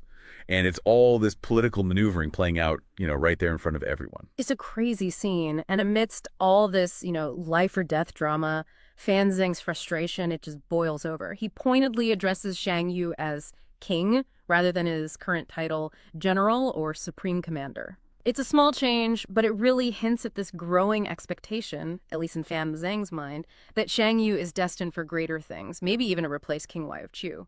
And that ambition, whether it was openly discussed or just something Fan Zhang sensed, it probably fueled his urgency to eliminate any potential rivals, like Liu Bang. Wow, so we've got this really dangerous situation. And then, just when you think it can't get any worse, in bursts Fan Kuai. So Zhang Liang, realizing what's going on, he slips away to inform Fan Kuai about the danger. And without any hesitation, Fan Kuai, he's described as Liu Bang's valiant charioteer, he just decides, nope, I'm going in there to protect my lord. And you can imagine everyone's probably pretty shocked by this sudden burst of, loyalty in action. Yeah, it's a pretty dramatic entrance. So Sima Kun, he describes Fan Kuai, he forcefully pushes past the guards with his shield, bursts into the tent, throws aside the curtain, and he just stands there, hair standing on end, eyes glaring at Xiang Yu. It's a powerful image. It really shows his unwavering loyalty and courage. And it's interesting because, remember how we were talking about the comprehensive mirror for aid in government? Well, they omitted the seating arrangement, right? So they also modified this description of Fan Kuai's stance, and they removed the mention of him facing west because that detail didn't align anymore with their version of the narrative. Yeah, it's fascinating how these little changes and omissions can kind of ripple through the whole story. But back to Fan Kuai, he's this imposing figure. And Xiang Yu's reaction is pretty surprising. He basically says, who is this guest? He's kind of playing it cool, but then he learns it's Fan Kuai, and he actually acknowledges him as a brave warrior. And then what does he do? He offers him a huge goblet of wine and a raw pig shoulder. I mean, it's such a bizarre gesture, but it's really memorable. It is. And Fan Kuai doesn't even blink. He thanks Xiang Yu, drinks the entire goblet of wine in one go, and then I love this. He puts his shield on the ground, puts the raw pig's shoulder on top of it, draws his sword, cuts off chunks, and just starts eating. This scene is so wild that it actually gave rise to the idiom, a goblet of wine and a pig's shoulder. Jingzi Jian, which to this day is used to describe someone who is heroic and uninhibited. It even shows up in a later Shai poem by Xin Qiji. So Fan Kuai is fueled by this wine and raw pork, and he launches into this really powerful speech. And he doesn't hold back at all. He basically draws this parallel between the cruelty of the fallen Qin Dynasty and what Xiang Yu might be about to do, this potential injustice of harming Liu Bang. He reminds Xiang Yu of King Huai's decree that whoever entered Xiangyang first would be made king of that region. And he points out, look, Liu Bang, he fulfilled the agreement, but he hasn't received any reward. And now you're listening to these slanderous accusations. You're considering harming someone who's clearly shown merit. Yeah, it's a powerful moment. And even though, Shango and Liu Bang had made similar arguments coming from Fan Kuai, this fierce and imposing figure, it carries a different kind of weight. He really drives home the legitimacy of Liu Bang's position, and he emphasizes the injustice of what Xiang Yu might be about to do. And what's interesting is that Xiang Yu doesn't really offer a counter argument. He just says, all right, Fan Kuai, take a seat. So we have this lull in the action. And Liu Bang, he seizes the moment. He senses an opportunity to escape. So he gets up, pretends he needs to use the toilet, and then he signals to Fan Kuai to join him outside. And this is where I'm thinking, dude, this seems incredibly risky. He's just navigated this crazy, volatile situation. Why push his luck? Why risk angering Xiang Yu by just abruptly leaving? Yeah, it does seem like a bold move, but the historical accounts actually give us a little more context here. So, Records of the Grand Historian mentions that Xiang Yu, he notices that Liu Bang's been gone for a while, so he actually sends Chen Ping to urge him to come back to the party. And it's this little nudge from Chen Ping that leads Liu Bang to discuss his next move with Fan Kuai outside. So he recognizes that the danger's not over, despite this apparent truce, and he decides that getting back to the safety of his camp in Bashong, that's the priority. He doesn't want to risk another attempt on his life. Makes sense. And then we get Fan Kuai's response, and it's perfect. He says, they are the butcher's knife and chopping board, and we are the fish and meat. Why bother to say goodbye? It's so decisive, right? That line, it's the origin of the idiom Ren Wei Daoes Wadeku Wei Yuro, which perfectly captures how precarious their situation was. And his advice is crystal clear. Escape now. And that's exactly what they do. Liu Bang, he just abandons his carriage, his horses, everything. He takes off on horseback, makes a beeline back to Bashang. And Fan Kuai, along with 4 other loyal followers, they take off on foot, but they take a secret route, more direct, under Lishan Mountain. And to buy themselves some time, they even leave behind the rest of Liu Bang's men, over 100 of them, as a decoy. It's a pretty desperate move. So what about Zhang Lang? He's left behind to deal with the fallout. And as instructed, he waits until Liu Bang's probably back at his camp, which is about 20 lines, so roughly 8 kilometers away. Then he goes back to the banquet and offers apologies to Xiang Yu and presents those promised gifts, a pair of white jade discs for Xiang Yu and a pair of jade cups for Fan Zhang. The timeline here, it does raise some questions. 8 kilometers, especially on foot, that's not a quick trip. So Xiang Yu and Fan Zhang must have been waiting for quite a while for Zhang Lang to come back. And when he finally does, he tells Xiang Yu that Liu Bang got totally drunk, classic excuse, and was afraid of getting in trouble for leaving without properly saying goodbye, so he just went back to his camp. And Xiang Yu buys it, or at least he doesn't make a fuss. He accepts the jade discs without much of a reaction. But Fan Zhang, he's not having it. He is furious. He throws the jade cups on the ground, shatters them with his sword, and he says, "Alas, this kid," talking about Xiang Yu, "is not worth planning with. The one who will seize the empire, it's going to be Liu Bang. We will all become his captives." I mean, it's this incredible outburst, right? And Fan Zhang's prediction about Liu Bang's eventual success, it's almost prophetic. And it's interesting the historical texts actually connect this quote to a later reflection by Ruanzhi, centuries later, where he's looking back at these battlefields and he's lamenting the lack of true heroes in his own time. And he kind of implies that maybe even these figures from the Chu-Han Contention, maybe they weren't as grand as they were remembered. Yeah, it really makes you think about how history gets rewritten over time. But what happens next? Liu Bang gets back to his camp, and what's the first thing he does? He executes Shang, the guy who initially betrayed him by informing Xiang Yu about his entry into Guanzhong. Pretty ruthless, but I guess that's the kind of move you have to make when you're fighting for survival. Definitely. It shows Liu Bang's, pragmatic and ruthless side. But, stepping back and looking at this whole narrative, this feast at Hongmen, it's this really dramatic and influential event. But it's also full of these enduring mysteries and inconsistencies. Even something as basic as how they address each other, the honorifics and titles they use in these conversations, it's all kind of chaotic and doesn't quite match up with what we know about those conventions.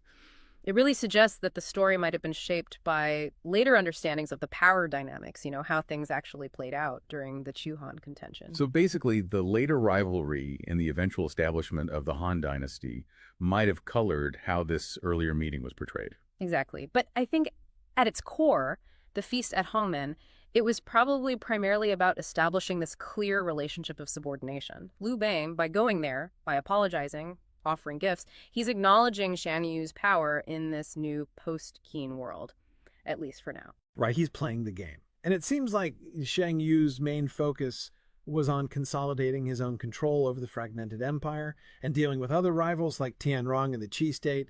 He wasn't ready to go to war with Liu Bang just yet. And maybe Fan Zhang's suspicions about Liu Bang's ambition, his whole idea of this like imperial aura, maybe that was added later to kind of explain why he was so desperate to get rid of him. Yeah, it's possible. And it's really interesting because, the biographies of Fan, Li, Tang, and Guan, which is within Sima Qian's records of the Grand Historian, it offers a slightly different perspective on the events, and it really highlights Fan Kuai as the main hero of the day. So in this version, Fan Kuai hears about the danger independently, and he, bravely forces his way into the banquet all on his own, and we get this much more detailed and vivid description of him eating that raw pork, directly confronting Xiang Yu and criticizing him. And this account attributes the information to Fan Kuai's grandson, Fan Tuguang, which, could mean there's a little bit of family bias creeping in there. It's just interesting that we don't have a comparable counter-narrative from, say, Zhang Liang's descendants. Yeah, for sure. It just highlights the complexities of historical sources and how individual perspectives, even within the same work, can really shape how we understand what happened. So as we wrap up this deep dive into the feast at Hongmen, we've seen this dramatic clash of personalities and ambitions. We've got political intrigue, personal bravery, all these moments of incredible tension. But we've also seen how the historical record itself, it's not this, perfect objective source. It's got its own uncertainties and these conflicting interpretations. Yeah, exactly. And that leads to this really important question for our listeners. Considering all these different accounts and the inconsistencies, how much of our understanding of history is actually shaped by the perspectives and potential biases of the people who wrote it down? What might the feast at Hongmen have really been like without all the dramatic flair that's been added over time? Okay, imagine this. An empire just vanishes, total collapse, the powerful are gone, and suddenly it's a complete free-for-all. That's pretty much the scene after the Qin Dynasty fell. Just chaos. And out of that chaos, you get these two main figures emerging, Xiang Yu and Liu Bang. Their fight, the struggle between Shu and Han, that's what we're digging into today. It's around, 206 to 202 BC. Exactly. And it's not just battles. There's so much political maneuvering, strategy, fascinating stuff. We're actually going to focus on something that seems kind of small at first glance. Right. Xiang Yu's decision early on to make Liu Bang the king of Han, which basically meant giving him a kingdom, some land to rule. Yeah, an Nefefmon. And it looks simple, maybe even like a demotion for Liu Bang, but it's way more complicated than that. That's what we want to explore. We've got some historical sources, context, analysis. And our goal here, our kind of mission for this deep dive, is to unpack what that initial territory really meant for Liu Bang. Were the seeds of the Han Dynasty already being planted right there? And we'll look at different takes on it, too, because history's never just one story, is it? Definitely not. Okay, so Qin is gone. Power vacuum. Xiang Yu and Liu Bang are the big players left standing. It kind of reminds you of other points in history, doesn't it? When big empires break apart. Absolutely. Like, after Alexander the Great, his huge empire gets carved up by his generals. Oh, right, the Hellenistic period. You get the Seleucids and the Ptolemies. Exactly. These major powers fighting it out for ages. It's a similar dynamic of two big forces emerging from the wreckage. Or even way back, ancient Greece after the Mycenaeans. All those city-states, Athens, Sparta, always fighting. That kind of instability feels familiar here. Precisely. So Xiang Yu starts trying to create some order. He enfeoffs different leaders, gives them territories, and Liu Bang gets designated king of Han. With the commanderies of Ba, Shu, and Hanzhong. Right. Now, on paper, that sounds like a decent chunk of land, especially since Qin had only recently grabbed some of it. And doing this, splitting things up, it broke apart the old unified Qin state. And it also maybe put some distance between Xiang Yu and Liu Bang. A buffer. Yeah, possibly a buffer, though maybe not a super strong one initially, but it did buy Liu Bang time, which turned out to be crucial. What's really interesting is that this area, Ba, Shu, Hanzhong, it's roughly the same place Liu Bei sets up his Chu-Han kingdom centuries later, during the Three Kingdoms. That's a great comparison, and looking at Liu Bei's situation later kind of gives you a clue. Yeah, it seems like it was a solid place to build a base, self-contained, but getting out, expanding, that was tough. Very tough, because just north of Hanzhong, you've got the Qinling Mountains. Massive barrier. Right. And our sources really emphasize this. Trying to push north from there, across those mountains, incredibly difficult. Think about Zhu Yuang later. His northern expeditions against Kuai, same problem, basically. He was trying to attack a unified north from that same kind of position. Exactly. So Hanzhong offered natural protection, great for defense, but maybe not the best launch pad for conquering the world. Okay, so Liu Bang's tucked away south of the mountains. But what about the old Qin heartland north of the mountains? Xiang Yu didn't just leave it empty, did he? No, definitely not. He did something pretty clever, or at least it looked that way. He divided the core Qin territory into 3 new kingdoms. The 3 Qins, they're called. The 3 Qins. Okay. You had Zheng Han, a former Qin general, becoming king of Yang in the west, based at Feikui. Okay. Then Sima Xin, another Qin figure, became king of Sai in the southeast, capital at Yuyang. Got it. And Dong Yi, also ex-Qin, became king of Dai in the northeast, capital Gonu. So 3 former Qin guys ruling the old Qin lands. That effectively dismantled Qin as a single entity, didn't it? Completely. No more unified Qin state to worry about immediately. And these new kingdoms, Yang and Sai especially, were right across the mountains from Liu Bang's Hanzhong. Geographically, yes. But right across meant crossing that huge Qinling range. Through those infamous roads, the Shu roads. That's them. The Boxi Road, the Ziwu Road, Chenkang Road. Basically, a few incredibly treacherous mountain passes were the only way through. It always seemed weird calling them Shu roads when Hanzhong's in Shaanxi, not Sichuan, where ancient Shu was. Why Shu? Yeah, it's a bit confusing, but historically, like way back before the Warring States period really kicked off, Hanzhong was apparently considered part of the Shu sphere of influence, or maybe even ruled by Shu. Oh, really? Yeah, there's a story about the king of Shu giving Hanzhong to his younger brother, Marquis Ju. Later, Ju sided with Ba State against Shu, and they both stupidly asked Qin to come mediate, which of course led to Qin eventually conquering both. Huh. Never invite the big guy to solve your small fight. Classic mistake. Exactly. So after Qin took over Shu, they set up Nanqing County there in Hanzhong. That became Liu Bang's capital later. But the name Shu roads stuck because for people coming south from the main Qin plain, crossing the mountains felt like entering Shu. Okay, that makes more sense. A historical hangover. And these roads were notoriously bad even then. Oh, absolutely terrible. Centuries later, Cao Cao, when he was campaigning there, supposedly called the Shigu Road part of the Baxi route a hell on earth. He described it as a 500-lie deep stone cave. Wow, that paints a picture. It does. Building them, these plank roads. It was Unbelievable. Chiseling paths into sheer cliffs, drilling holes, sticking in wooden beams to support planks over terrifying drops. Thus it costs a fortune and probably lives too. For sure. There's a line from the poet Liu Bang much later. The mountains crumbled and strong men died, and then the sky ladders and stone plank roads were linked together. Really captures the human cost. So Liu Bang sets up his capital in Nanchang, right at the southern end of one of these main routes, the Baxi Road. That location seems pretty strategic for defense. It was. Once he was settled in Nanchang, unless he went looking for trouble, it would be incredibly hard for anyone to launch a big invasion south across those mountains. Especially those new three Qins. They were divided, probably weaker than the old unified Qin state. Definitely weaker. They just didn't have the combined strength or perhaps the unity of purpose that the original Qin had when it was expanding. Attacking Hanzhong would have been a massive undertaking for them. Okay, now this is where it gets really interesting. Some people think Xiang Yu set up the three Qins specifically to box Liu Bang in, maybe even using Sima Xin and Dong Yi to keep an eye on Zhang Han too, like a complex balancing act. That's a very common interpretation, yeah.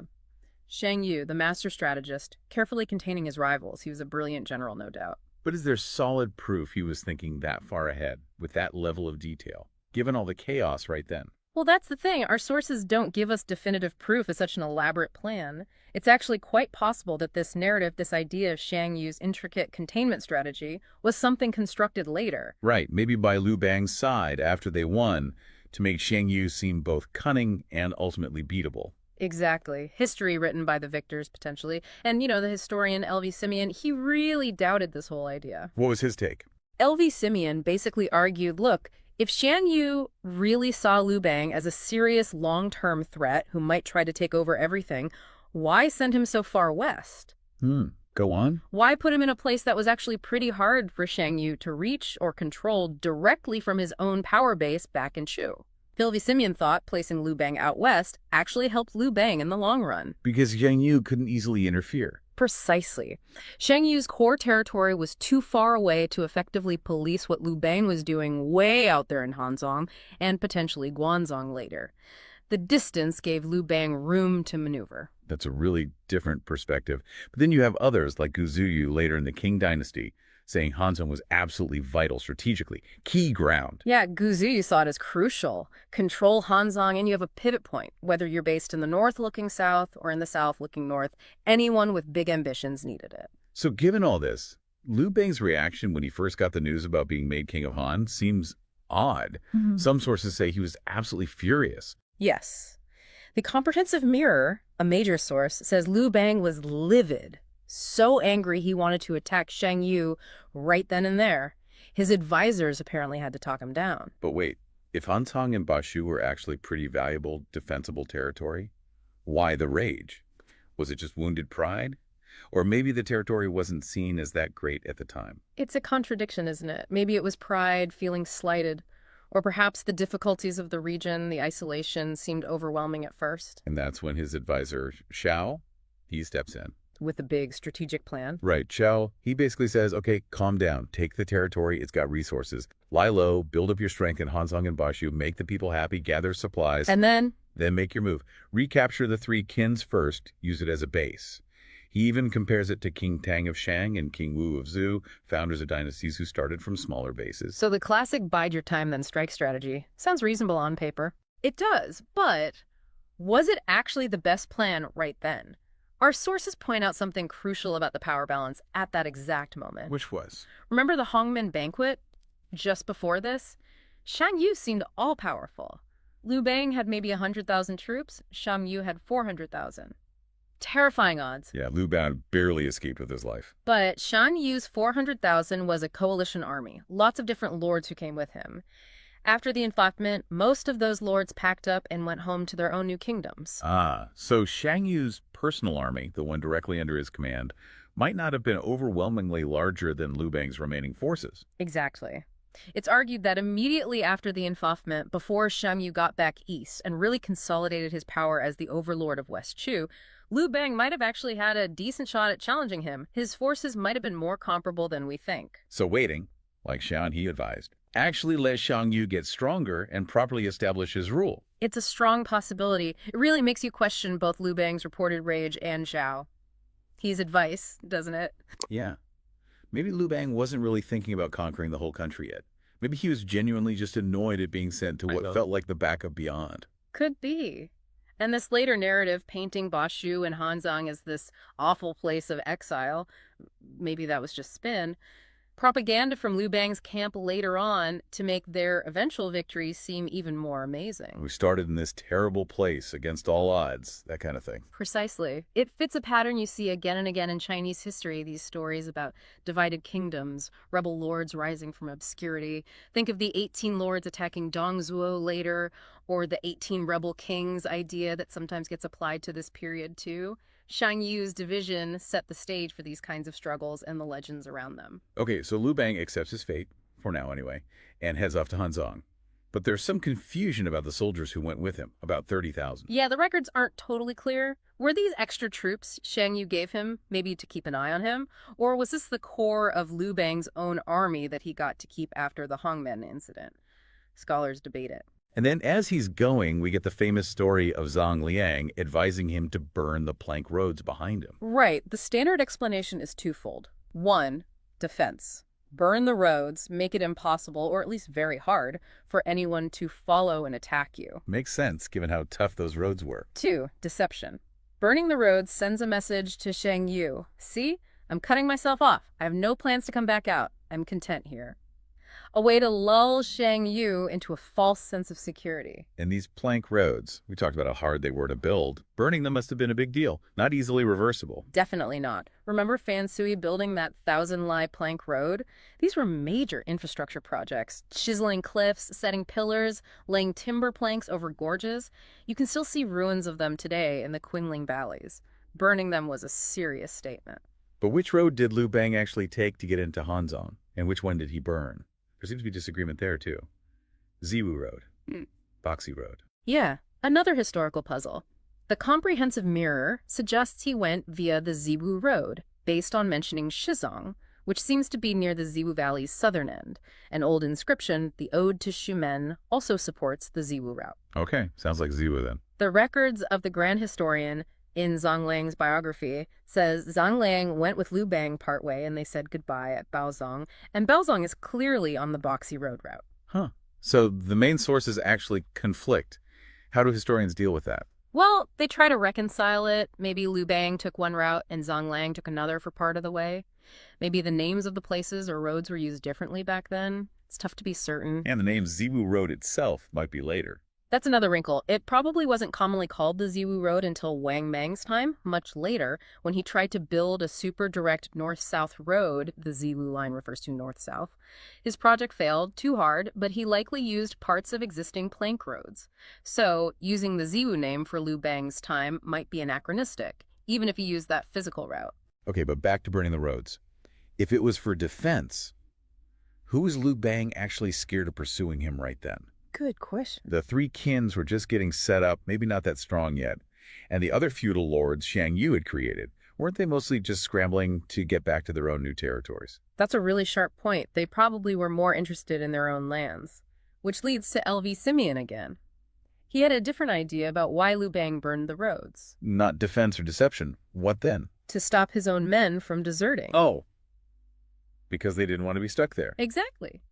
Think about it. Many of Liu Bang's soldiers were from regions east of the mountains. They'd followed him through all the fighting. Now they're being led into this remote, mountainous region of Shu and Han. Probably not where they imagined settling down. So they might just turn around and try to go home. Quite possibly. Burning the only viable escape routes behind them would make desertion much, much harder. A pretty drastic measure, but maybe necessary from Liu Bang's perspective to keep his army intact. That completely changes the feel of the story.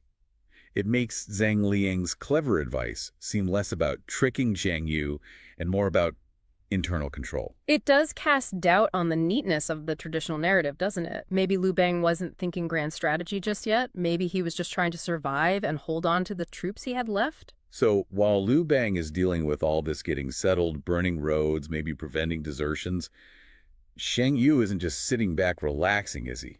He's got other problems. Oh, big time.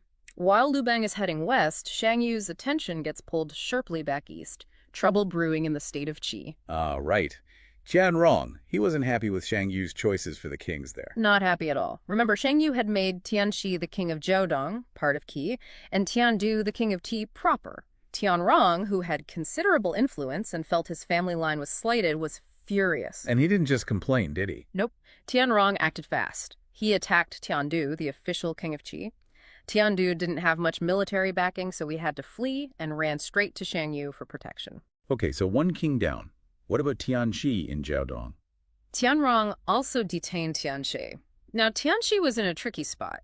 He decided to accept Shang Yu's authority, probably figuring being a legitimate king under Shang Yu was better than being Tianrong's puppet, so he secretly slipped away to Jiaodong to take up his post. Trying to play it safe, maybe? But that sounds like it would infuriate Tianrong even more. It absolutely did. You have to remember, Qi was actually still quite strong. It hadn't suffered as much devastation in the late Qin period as some other areas. They had resources, manpower. So they could potentially stand up to Xiang Yu. They could put up a serious fight. Tianxi might have calculated that Shang Yu's backing was the safer long-term bet, even if it meant less territory initially. But Tianrong saw Tianxi fleeing to Jiaodong as outright betrayal. And Tianrong's reaction was? Furious. He chased Tianxi down to Jimo, the capital of Jiaodong, attacked the city, caught Tianxi, and killed him. Wow. Ruthless. Completely. And after killing Tianxi, Tianrong just declared himself the king of Qi, uniting the territories. So now Tianrong controls most of Qi, having kicked out one king and killed another. What about the third guy, Xiang Yu, appointed in the area, Tianan of Jubei? Well, with Tianrong proclaiming himself king of all Qi, conflict with Tianan was pretty much inevitable. It set the stage for a major war in the east. A war that Xiang Yu, as the overlord who made the appointments, couldn't ignore. It was going to demand his full attention. So let's wrap this part up. Liu Bang gets sent off to Hanzhong. It looks like a demotion, maybe exile, but it's actually this complex situation. Geographically challenging, sure, but also defensible, maybe even strategically valuable in the long run. Right. And those early stories about his reaction, about burning the roads, they might be more complicated than they first seem, maybe shaped by later Han propaganda, maybe hiding internal issues like desertion. Meanwhile, Xiang Yu, who seems like he's won, immediately faces this massive rebellion brewing in Qi with Tianrong. Yeah. His attention gets diverted. Exactly. Which leads us to a final thought for you, listening in. How much do these established historical stories, the ones we hear repeated, actually shape how we see things? Yeah, and what happens when you start looking at alternative explanations, like L.V. Simeon's ideas? Does it give you a richer picture? It often does. So maybe consider this. How much did Xiang Yu just getting bogged down dealing with Qianrong in Qi? How much did that distraction, that unintended consequence of his own actions, actually open the door for Liu Bang? Did Xiang Yu's focus on Qi accidentally pave the way for the Han Dynasty to eventually rise? Something to think about. And hey, if you found this discussion useful, maybe learned something new, definitely hit that subscribe button. We do these deep dives regularly, exploring valuable ideas. We appreciate you tuning in. You know, it's really something how a simple phrase can carry so much weight. Like it implies destiny, you know? Oh, absolutely. Like it was meant to be. We say things like that all the time. Right. But what if the story behind that destiny, that sort of pronouncement, was actually, well, incredibly tragic? And maybe even part of some sharp political games. Yeah. What if the path to power was much more brutal, more personal than we usually think? It's so true. We tend to smooth out history, don't we? Make it neat. We do. But the reality is often, well, messy, full of calculated risks, heartbreaking sacrifices, and, interestingly, the deliberate reshaping of how we even remember things. So today we're diving into the Chu-Han Contention, that really intense civil war after the Qin Dynasty fell, a super pivotal time in ancient China. And our deep dive today is going to unpack some pretty crucial moments. We'll look at surprising strategies, the real human cost of ambition. And how history itself gets written, and maybe rewritten, over time. It's not just what happened, but how we know it, right? And who wanted us to know it that way. Yeah. Exactly. Our mission here is to dig up that strategic brilliance, the human drama, and frankly, some fascinating historical puzzles from this era. Hopefully help you see the nuances that you might miss just, reading a summary. Okay, so let's start with a story that's, wow, it's powerful. And kind of chilling. There's that famous saying, the king of Han is a virtuous man and will ultimately gain the realm. Sounds very prophetic, doesn't it? Like it was foretold. Totally. But the actual origin story, much more violent, much more poignant than that calm phrase suggests. It really is. So the king of Han is Liu Bang, who, eventually founds the Han Dynasty. But that full quote, the way we often hear it now, it actually grew over time. Okay. The core of it comes from an incredible act of sacrifice by Wang Ling's mother. Wang Ling was one of Liu Bang's generals. Right. And Liu Bang's big rival, Xiang Yu, he captured Wang Ling's mother, held her hostage, basically trying to force Wang Ling to switch sides or surrender. Wow. I mean, imagine being Wang Ling, your mother's life just hanging there, a pawn in this huge power struggle. It's awful to think about, but here's the amazing part. Shang Yu sends an envoy expecting Wang Ling to just fold immediately. Naturally. But Wang Ling's mother, she sends back this incredibly defiant message. She tells the envoy, "Tell my son to serve the king of Han well. He's a virtuous man." And then she added that prediction that he'd ultimately succeed. Oh. And right after saying that, she took her own life with a sword. Right there. Oh, my God. Yeah. Took away Xiang Yu's leverage completely, just like that. An unbelievable act of courage. Unbelievable. Mhm. And Xiang Yu's response. Just as brutal. He was enraged, absolutely furious at her defiance. So he had her body boiled in a cauldron. Pure vengeance. It tells you so much about how merciless that conflict was. I mean, even non-combatants, family members could face just horrific cruelty. It's hard to even process that. Boiling someone. Yikes. So, okay, back to the phrase itself. You said it evolved. Right. So the earliest records we have, like Sima Qian's records of the Grand Historian, they only mention her saying, "The king of Han is a virtuous man." Okay, just that part. Yeah. The extra bit, "and will ultimately gain the realm," that powerful prediction, that seems to have come later.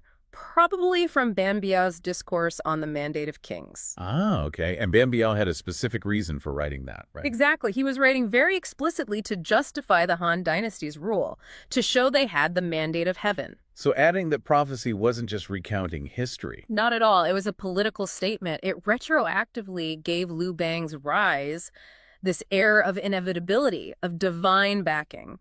Makes sense. So when you're looking at these old accounts, especially official ones from the winning side, You always have to ask, what was the author's purpose? What narrative were they trying to build? Every fact comes from someone, and that someone has a context, maybe an agenda. always consider the source Yeah, and their motivation. It's fascinating how history gets shaped like that, isn't it? it really is. And it's not the only discrepancy either. Even who Wang Ling was changes depending on where you look. How so? Well, some sources say he was just a fellow townsman who joined Liu Bang later on. Others paint him as a longtime general. Mhm.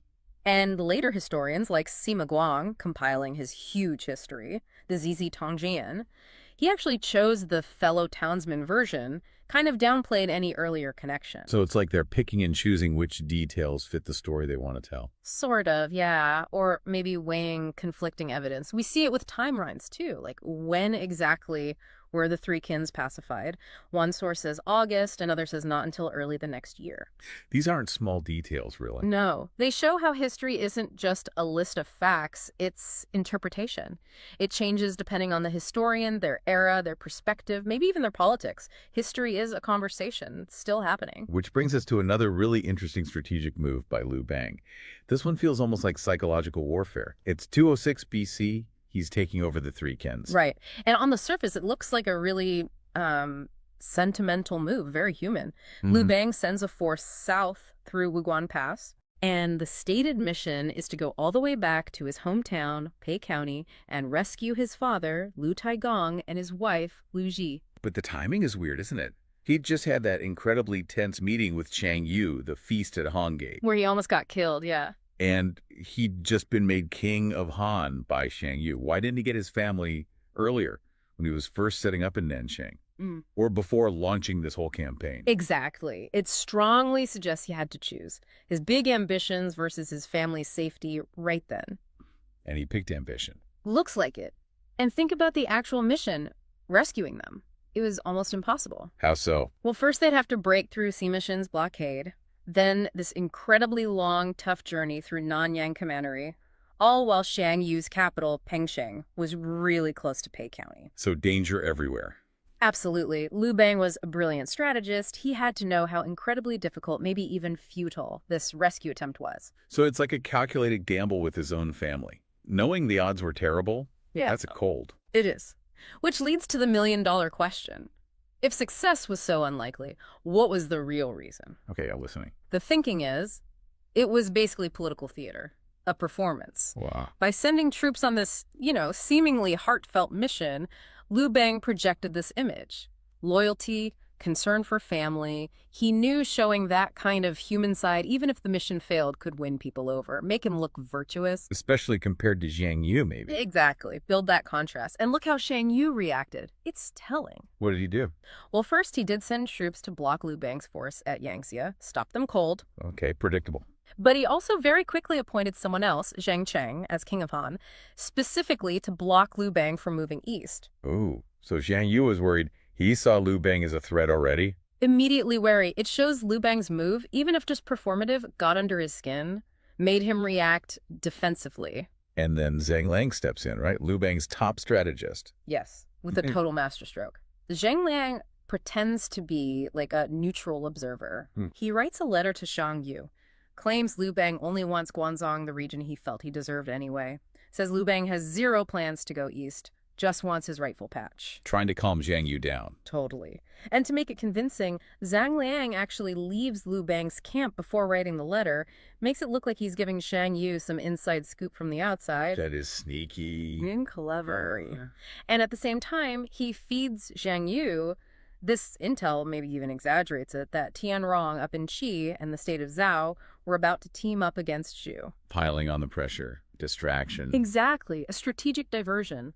Now, Liu Bang could have chosen differently. He could have actually allied with Tianrong and Chen Yu, made a big coalition against Shang Yu. More like the old warring states alliances. Right. But instead, he chose this route. Lull Shang Yu into thinking he wasn't the main threat, get Shang Yu to focus his army up north on Tianrong. And from Shang Yu's perspective, maybe that made sense at the time. Qi and Zhao were closer to his capital. They were. A more immediate, obvious threat on his border.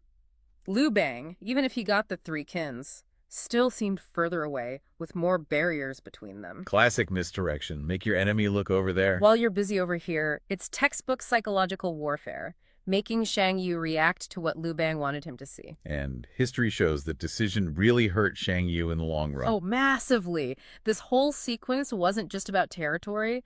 It was a huge psychological win for Liu Bang. One of his most brilliant moves early on really set the stage. Wow. Okay, so while all that's happening, other parts of the realm are also just completely chaotic, right? Total turbulence, a real domino effect. Like up north, the old king of Yan, Hongguang, he refused to move where Zhang Yu told him to go. Uh-oh. Yeah.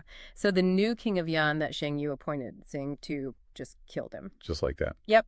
Which completely messes up Shang Yu's neat little plan for how the kingdom should be organized.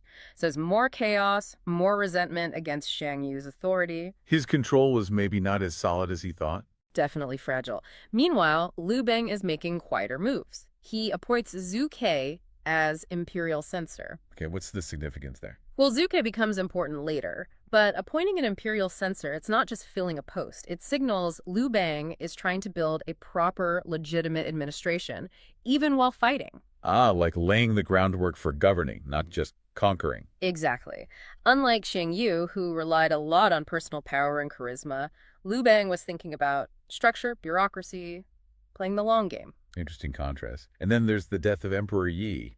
That sounds really significant and kind of sad. It is very poignant and also really murky. So, winter 205 BCE, he used to be King Kuai of Chu, this sort of revered figurehead. The shepherd boy who became king. That's the one. He's being relocated, supposedly moving his capital, and he gets ambushed and killed on the Yangtze River. A really tragic end after this unexpected rise. Killed.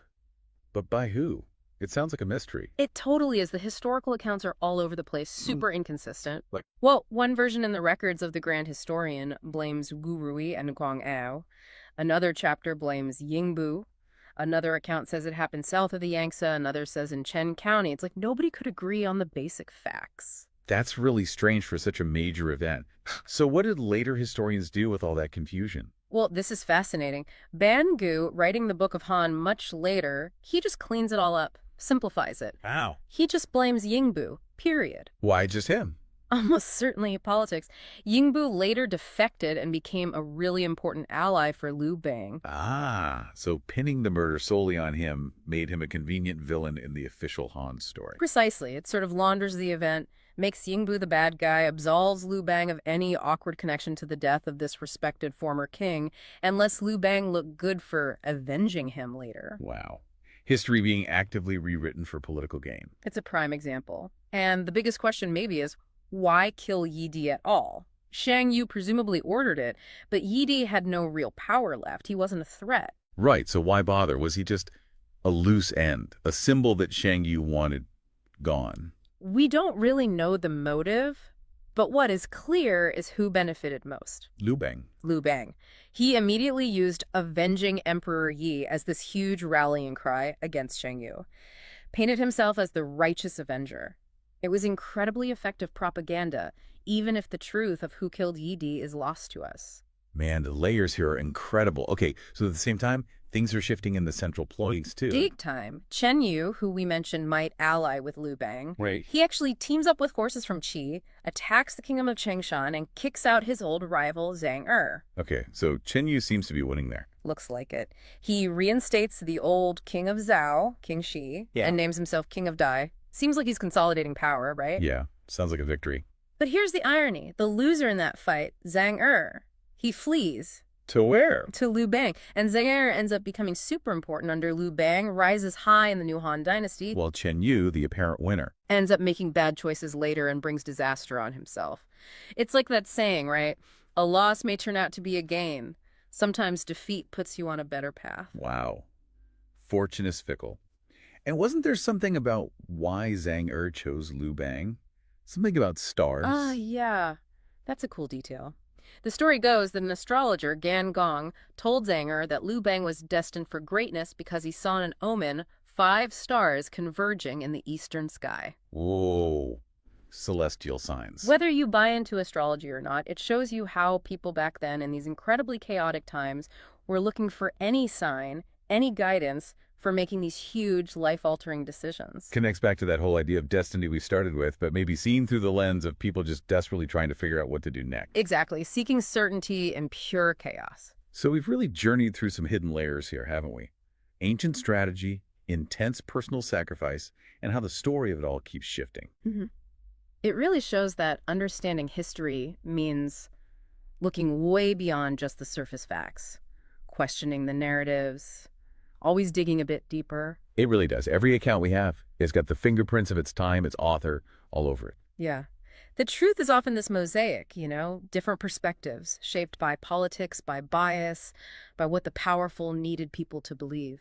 So as you're thinking about all this, maybe reflect on how often history turns not just on big battles, but on these subtle moves, personal choices, acts of courage, or even acts of incredible cruelty. And think about how the history we get handed down is often shaped by the winners, or by those with a specific agenda. Yeah.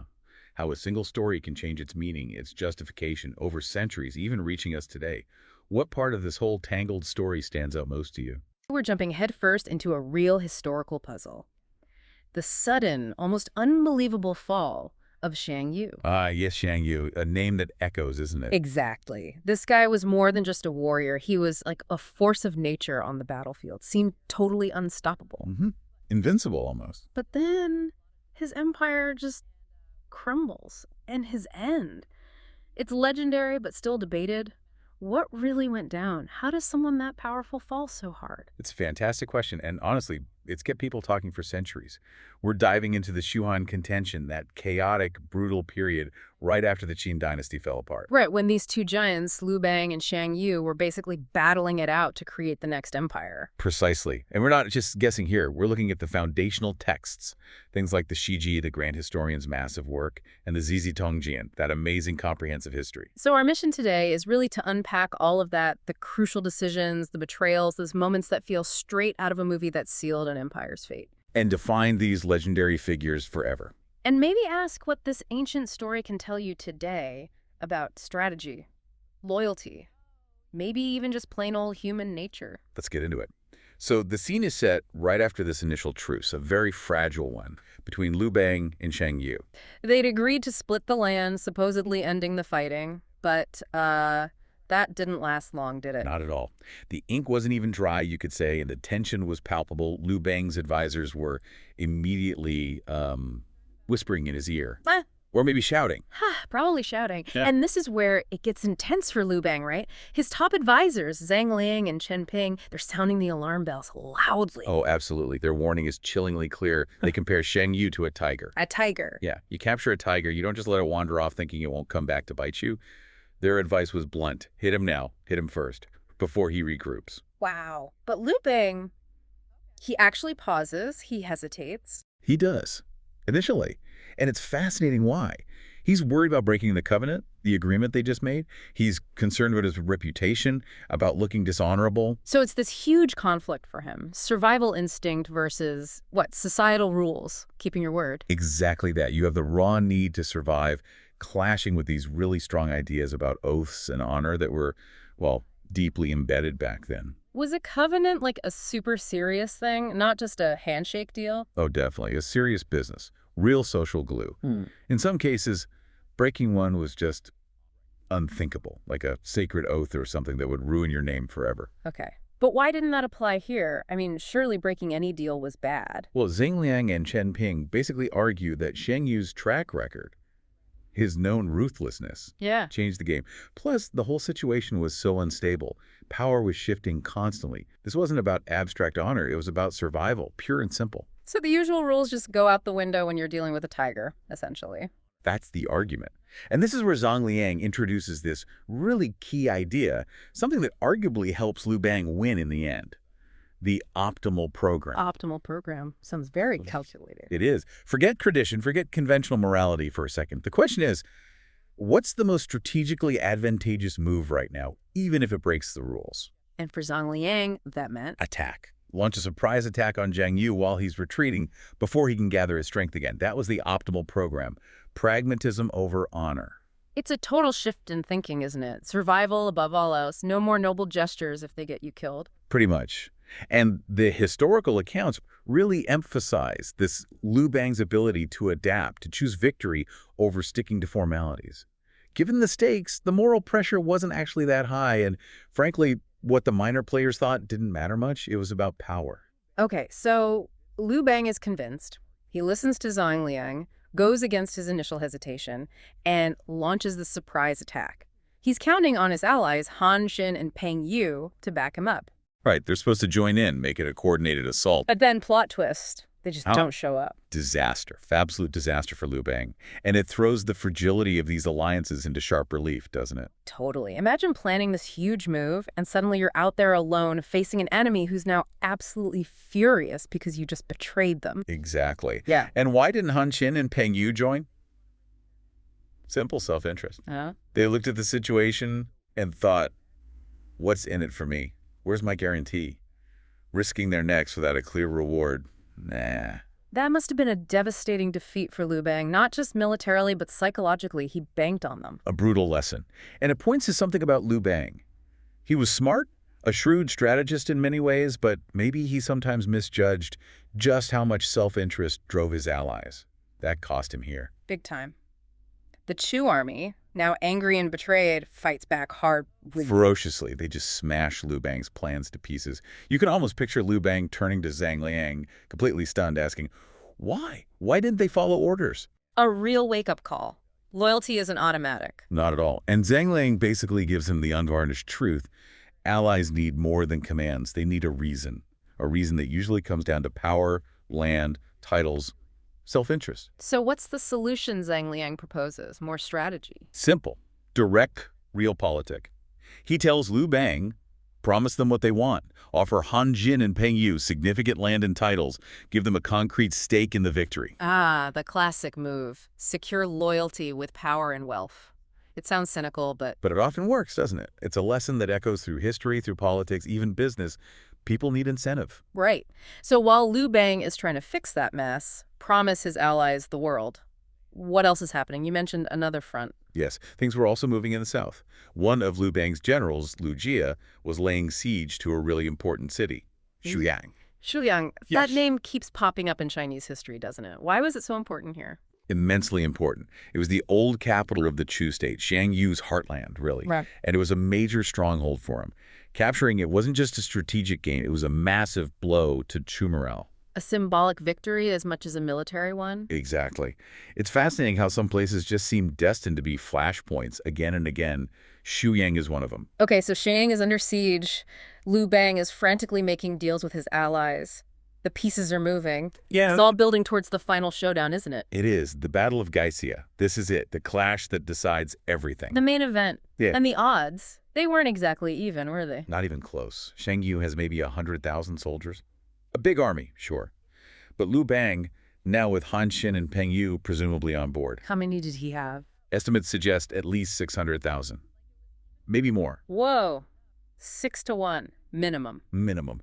It's actually staggering that Shang Yu even considered fighting. Huh. It speaks volumes about his confidence, his military reputation, maybe his desperation. Or just sheer audacity. And Liu Bang's side wasn't just about numbers, right? Han Xin was organizing them. Yes, Han Jin, now freshly motivated by those promises, orchestrates the Han formation. And it's described as a tactical masterpiece. Okay, break it down for us. What did this formation look like? How do you stop someone like Xiang Yu? Think layers. 3 main lines. The first line, the very front, is commanded by Han Jin himself. He's got about 300,000 men right there in the center, designed to absorb Shang Yu's initial charge. The main shield. Who else is in that first line? He's got strong generals on his flanks. General Kong, interestingly, a descendant of Confucius, on the left. General Shen on the right. They're there to hold the line and potentially envelop the enemy. Okay, a strong front. What's behind them? The second line is commanded by Liu Bang himself, ready to reinforce Han Xin, plug any gaps, provide that crucial second wave, its defense in depth. And a third line, too. They weren't taking chances. Not at all. The third line had veteran generals like Zhu Bo and another figure, General Chao Wu, possibly Marquis Kong Wu. There's some historical detective work there. The point is multiple layers of defense and reinforcement. Incredible planning. So the battle starts. Han Xin's massive front line engages Shang Yu's army. What happens? They clash fiercely. But then something unexpected happens. Han Xin's forces, they start to fall back. They retreat. A retreat after all that planning. Was it going badly or, hang on, was this part of the plan? Ah, the million-dollar question. Historians debate this. Was it a genuine setback, Han Jin's line buckling under Shang Yu's ferocious assault? Or was it a deliberate, cunning feint, a classic Han Jin move to lure the enemy in? Knowing Han Xin, you kind of lean towards the feint, don't you? His reputation certainly suggests it. Imagine Shang Yu's forces surging forward, thinking they've broken the main line. Walking right into a trap. Precisely. Because as Han Xin's center pulls back, those generals on the flanks, Kong and Chen, they don't retreat. They hold your ground and then attack Shang Yu's advancing army from the sides. The pincer movement. Classic tactic. Suddenly, Shang Yu's army is being hit from the front and both sides. And then Han Xin, having drawn them in deep, supposedly turns his retreating forces around and counterattacks with full force. Surrounded and hit from everywhere at once. That must have been overwhelming. Completely. The combined weight of Han Xin's counterattack and the flanking forces. Yeah. It was just too much. Yeah. The Chu army broke. This was the decisive moment. Utterly decisive. The Zizi Tongjin sums it up with brutal simplicity. Just 8 words. The battle with the Han army was not won in BB. Basically, it wasn't even a contest by the end. Shang Yu's dreams of empire shattered. So Shang Yu's army is broken. They retreat to their camp, surrounded. It really feels like the end of the line. But the night brings something else, doesn't it? Something eerie. Deeply eerie. As night falls, the Han soldiers surrounding the camp start singing. But not Han songs. They sing Chu songs, Shang Yu's native folk song. Oh, wow. The famous Chu songs on all sides, sung by the enemy. Imagine hearing that. The psychological impact on Shang Yu was devastating. It completely floors him. He thinks even his own homeland, his own people, must have surrendered to Han, that they're now part of the enemy army. It breaks his spirit. Completely. His famous heartbroken question says it all. Has the Han army occupied all the Chu land? He feels utterly alone, betrayed by everyone. Was this planned, like psychological warfare orchestrated by Han Xin or Zan Ling, or did it just happen? That's another great historical debate. Later plays and stories definitely paint it as a deliberate, cunning tactic, playing on Shang Yu's known love for his homeland. Makes sense strategically. It does, but the earliest sources, the Shiji and Zizi Tongjian, they don't explicitly say it was planned. They just record the event and its profound, shattering effect on Shang Yu. Whether planned or spontaneous, it worked. So he spends that terrible night drinking, mourning, singing the song of sorrow, lamenting everything. And this is where Yuji comes in, his concubine. Yes, Yuji, a figure who becomes incredibly romanticized later on. The early texts mention her being there, sharing his grief, maybe singing with him. But the really famous scene, the farewell my concubine moment, where she kills herself, that comes later. Much later, really elaborated in things like plays and later chronicles. That poignant scene, her poem, her suicide to avoid capture, adds so much tragedy, but its historical accuracy, especially the poem itself, is questioned by some scholars. So it's maybe more legend than strict history. The core is there her presence, the sorrow. But the dramatic details likely grew over time. It shows how history and legend intertwine, how even minor figures can capture the imagination and become huge cultural symbols. Absolutely. It adds another layer of heartbreak to his final hours. Okay, so the night passes. Dawn comes. Xiang Yu has to make a choice. Surrender. Or what? He chooses defiance. Right to the very end, no surrender. Instead, he decides on one last desperate gamble. Which is? To break out, to escape. It's pure tragic heroism, almost. Yeah. He gathers just 800 of his most loyal horsemen. Only 800 out of his whole remaining army. Yes. He leaves the rest behind. It seems brutal, but it was probably tactical, needing speed and agility for any chance of escape. But maybe also symbolic. Like, this is his final inner circle, the ones he trusts. Absolutely. Could be. It certainly contrasts with Liu Bang's known willingness to sacrifice almost anyone. Xiang Yu operates by a different, maybe more archaic code of honor, even now. So 800 riders trying to punch through the Han lines under the cover of darkness. Exactly. Guanzhong, one of Liu Bang's top cavalry commanders, is immediately on their tail with 5,000 riders. It becomes this desperate chase southwards. And Shang Yu's numbers keep dropping. Skirmishes, exhaustion. Right. They fight their way through, but the losses mount. By the time they reach the Kuai River, he's down to maybe 100 men. 100 left. Yeah. And then something almost random happens, something that seals his fate. It feels random, yeah. They're lost, trying to find crossing, and they ask a local farmer for directions. And the farmer? The farmer points them the wrong way. Deliberately. Accidentally. We don't know. But he sends them straight into a swamp. Oh no. Stuck in a swamp while 5,000 cavalry are closing in. It's devastating. Yeah. That one wrong turn allows Guanyin to catch up, to trap Xiang Yu and his remaining followers.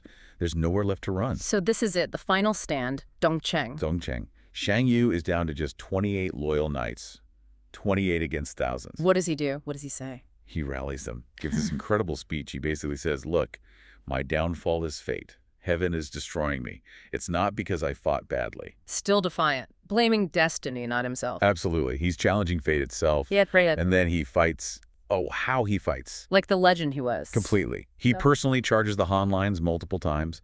He kills a Han general, cuts down dozens, maybe hundreds of soldiers. He's such a terrifying force that one Han officer, a guy named Yang Shi, apparently gets so scared he bolts and runs for miles. Yang Shi, isn't there a weird connection with him later? There is. After Xiang Yu finally falls, Yang Shi is one of the officers who claims a piece of his body to get a reward. And get this, Yang Shi's descendant, 5 generations later, marries Sima Qian's daughter. Sima Qian, the grand historian who wrote Xiang Yu's biography. No way. History is just weirdly connected sometimes. Isn't it? So after this final incredible display of fighting prowess, Xiang Yu makes it to the Wujiang River. The edge of his homeland, and there's a boat waiting. Yes. A local official, still loyal, has a boat ready. He urges Xiang Yu, cross the river, you can rule Jiangdong again, regroup. A chance, an escape route. But he refuses. This is the big mystery, the moment everyone remembers. Why?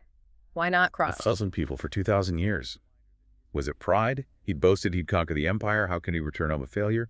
Was it shame, facing the families of the thousands of Jiangdong men who died following him? Or maybe, was it a final act of responsibility, sparing his homeland more war by ending it there? That's another interpretation we just don't know his true thoughts. But the poets and historians have debated it endlessly. Du Mu, in the Tang Dynasty, basically said, what an idiot, he could have won. Right, saw it as a strategic blunder. But then you have Li Hingzhou, the great Song Dynasty poetess, who saw it completely differently. She admired his integrity, his refusal to compromise his honor, his willingness to die rather than flee in disgrace. So his final act becomes this symbol either of tragic folly or heroic integrity. Exactly. It perfectly captures the contradictions in him. brilliant warrior, capable of great cruelty, yet bound by this intense code of honor and loyalty. It's an incredible end to an incredible life. What a story. It leaves you thinking, doesn't it? It really does. So many insights packed in there about leadership, choices, loyalty, what drives people. And that final question always hangs there. What if he had crossed the river? Could history have gone differently? We'll never know, of course. But exploring these moments, grappling with those what-ifs, that's what makes digging into the past so endlessly fascinating, I think. Well, thank you for joining us on this deep dive into the dramatic fall of Xiang Yu. We hope you found it as compelling as we did. If you found this discussion useful, maybe learned something new, definitely hit that subscribe button. We do these deep dives regularly, exploring valuable ideas. We appreciate you tuning in. Yeah, thanks for joining us.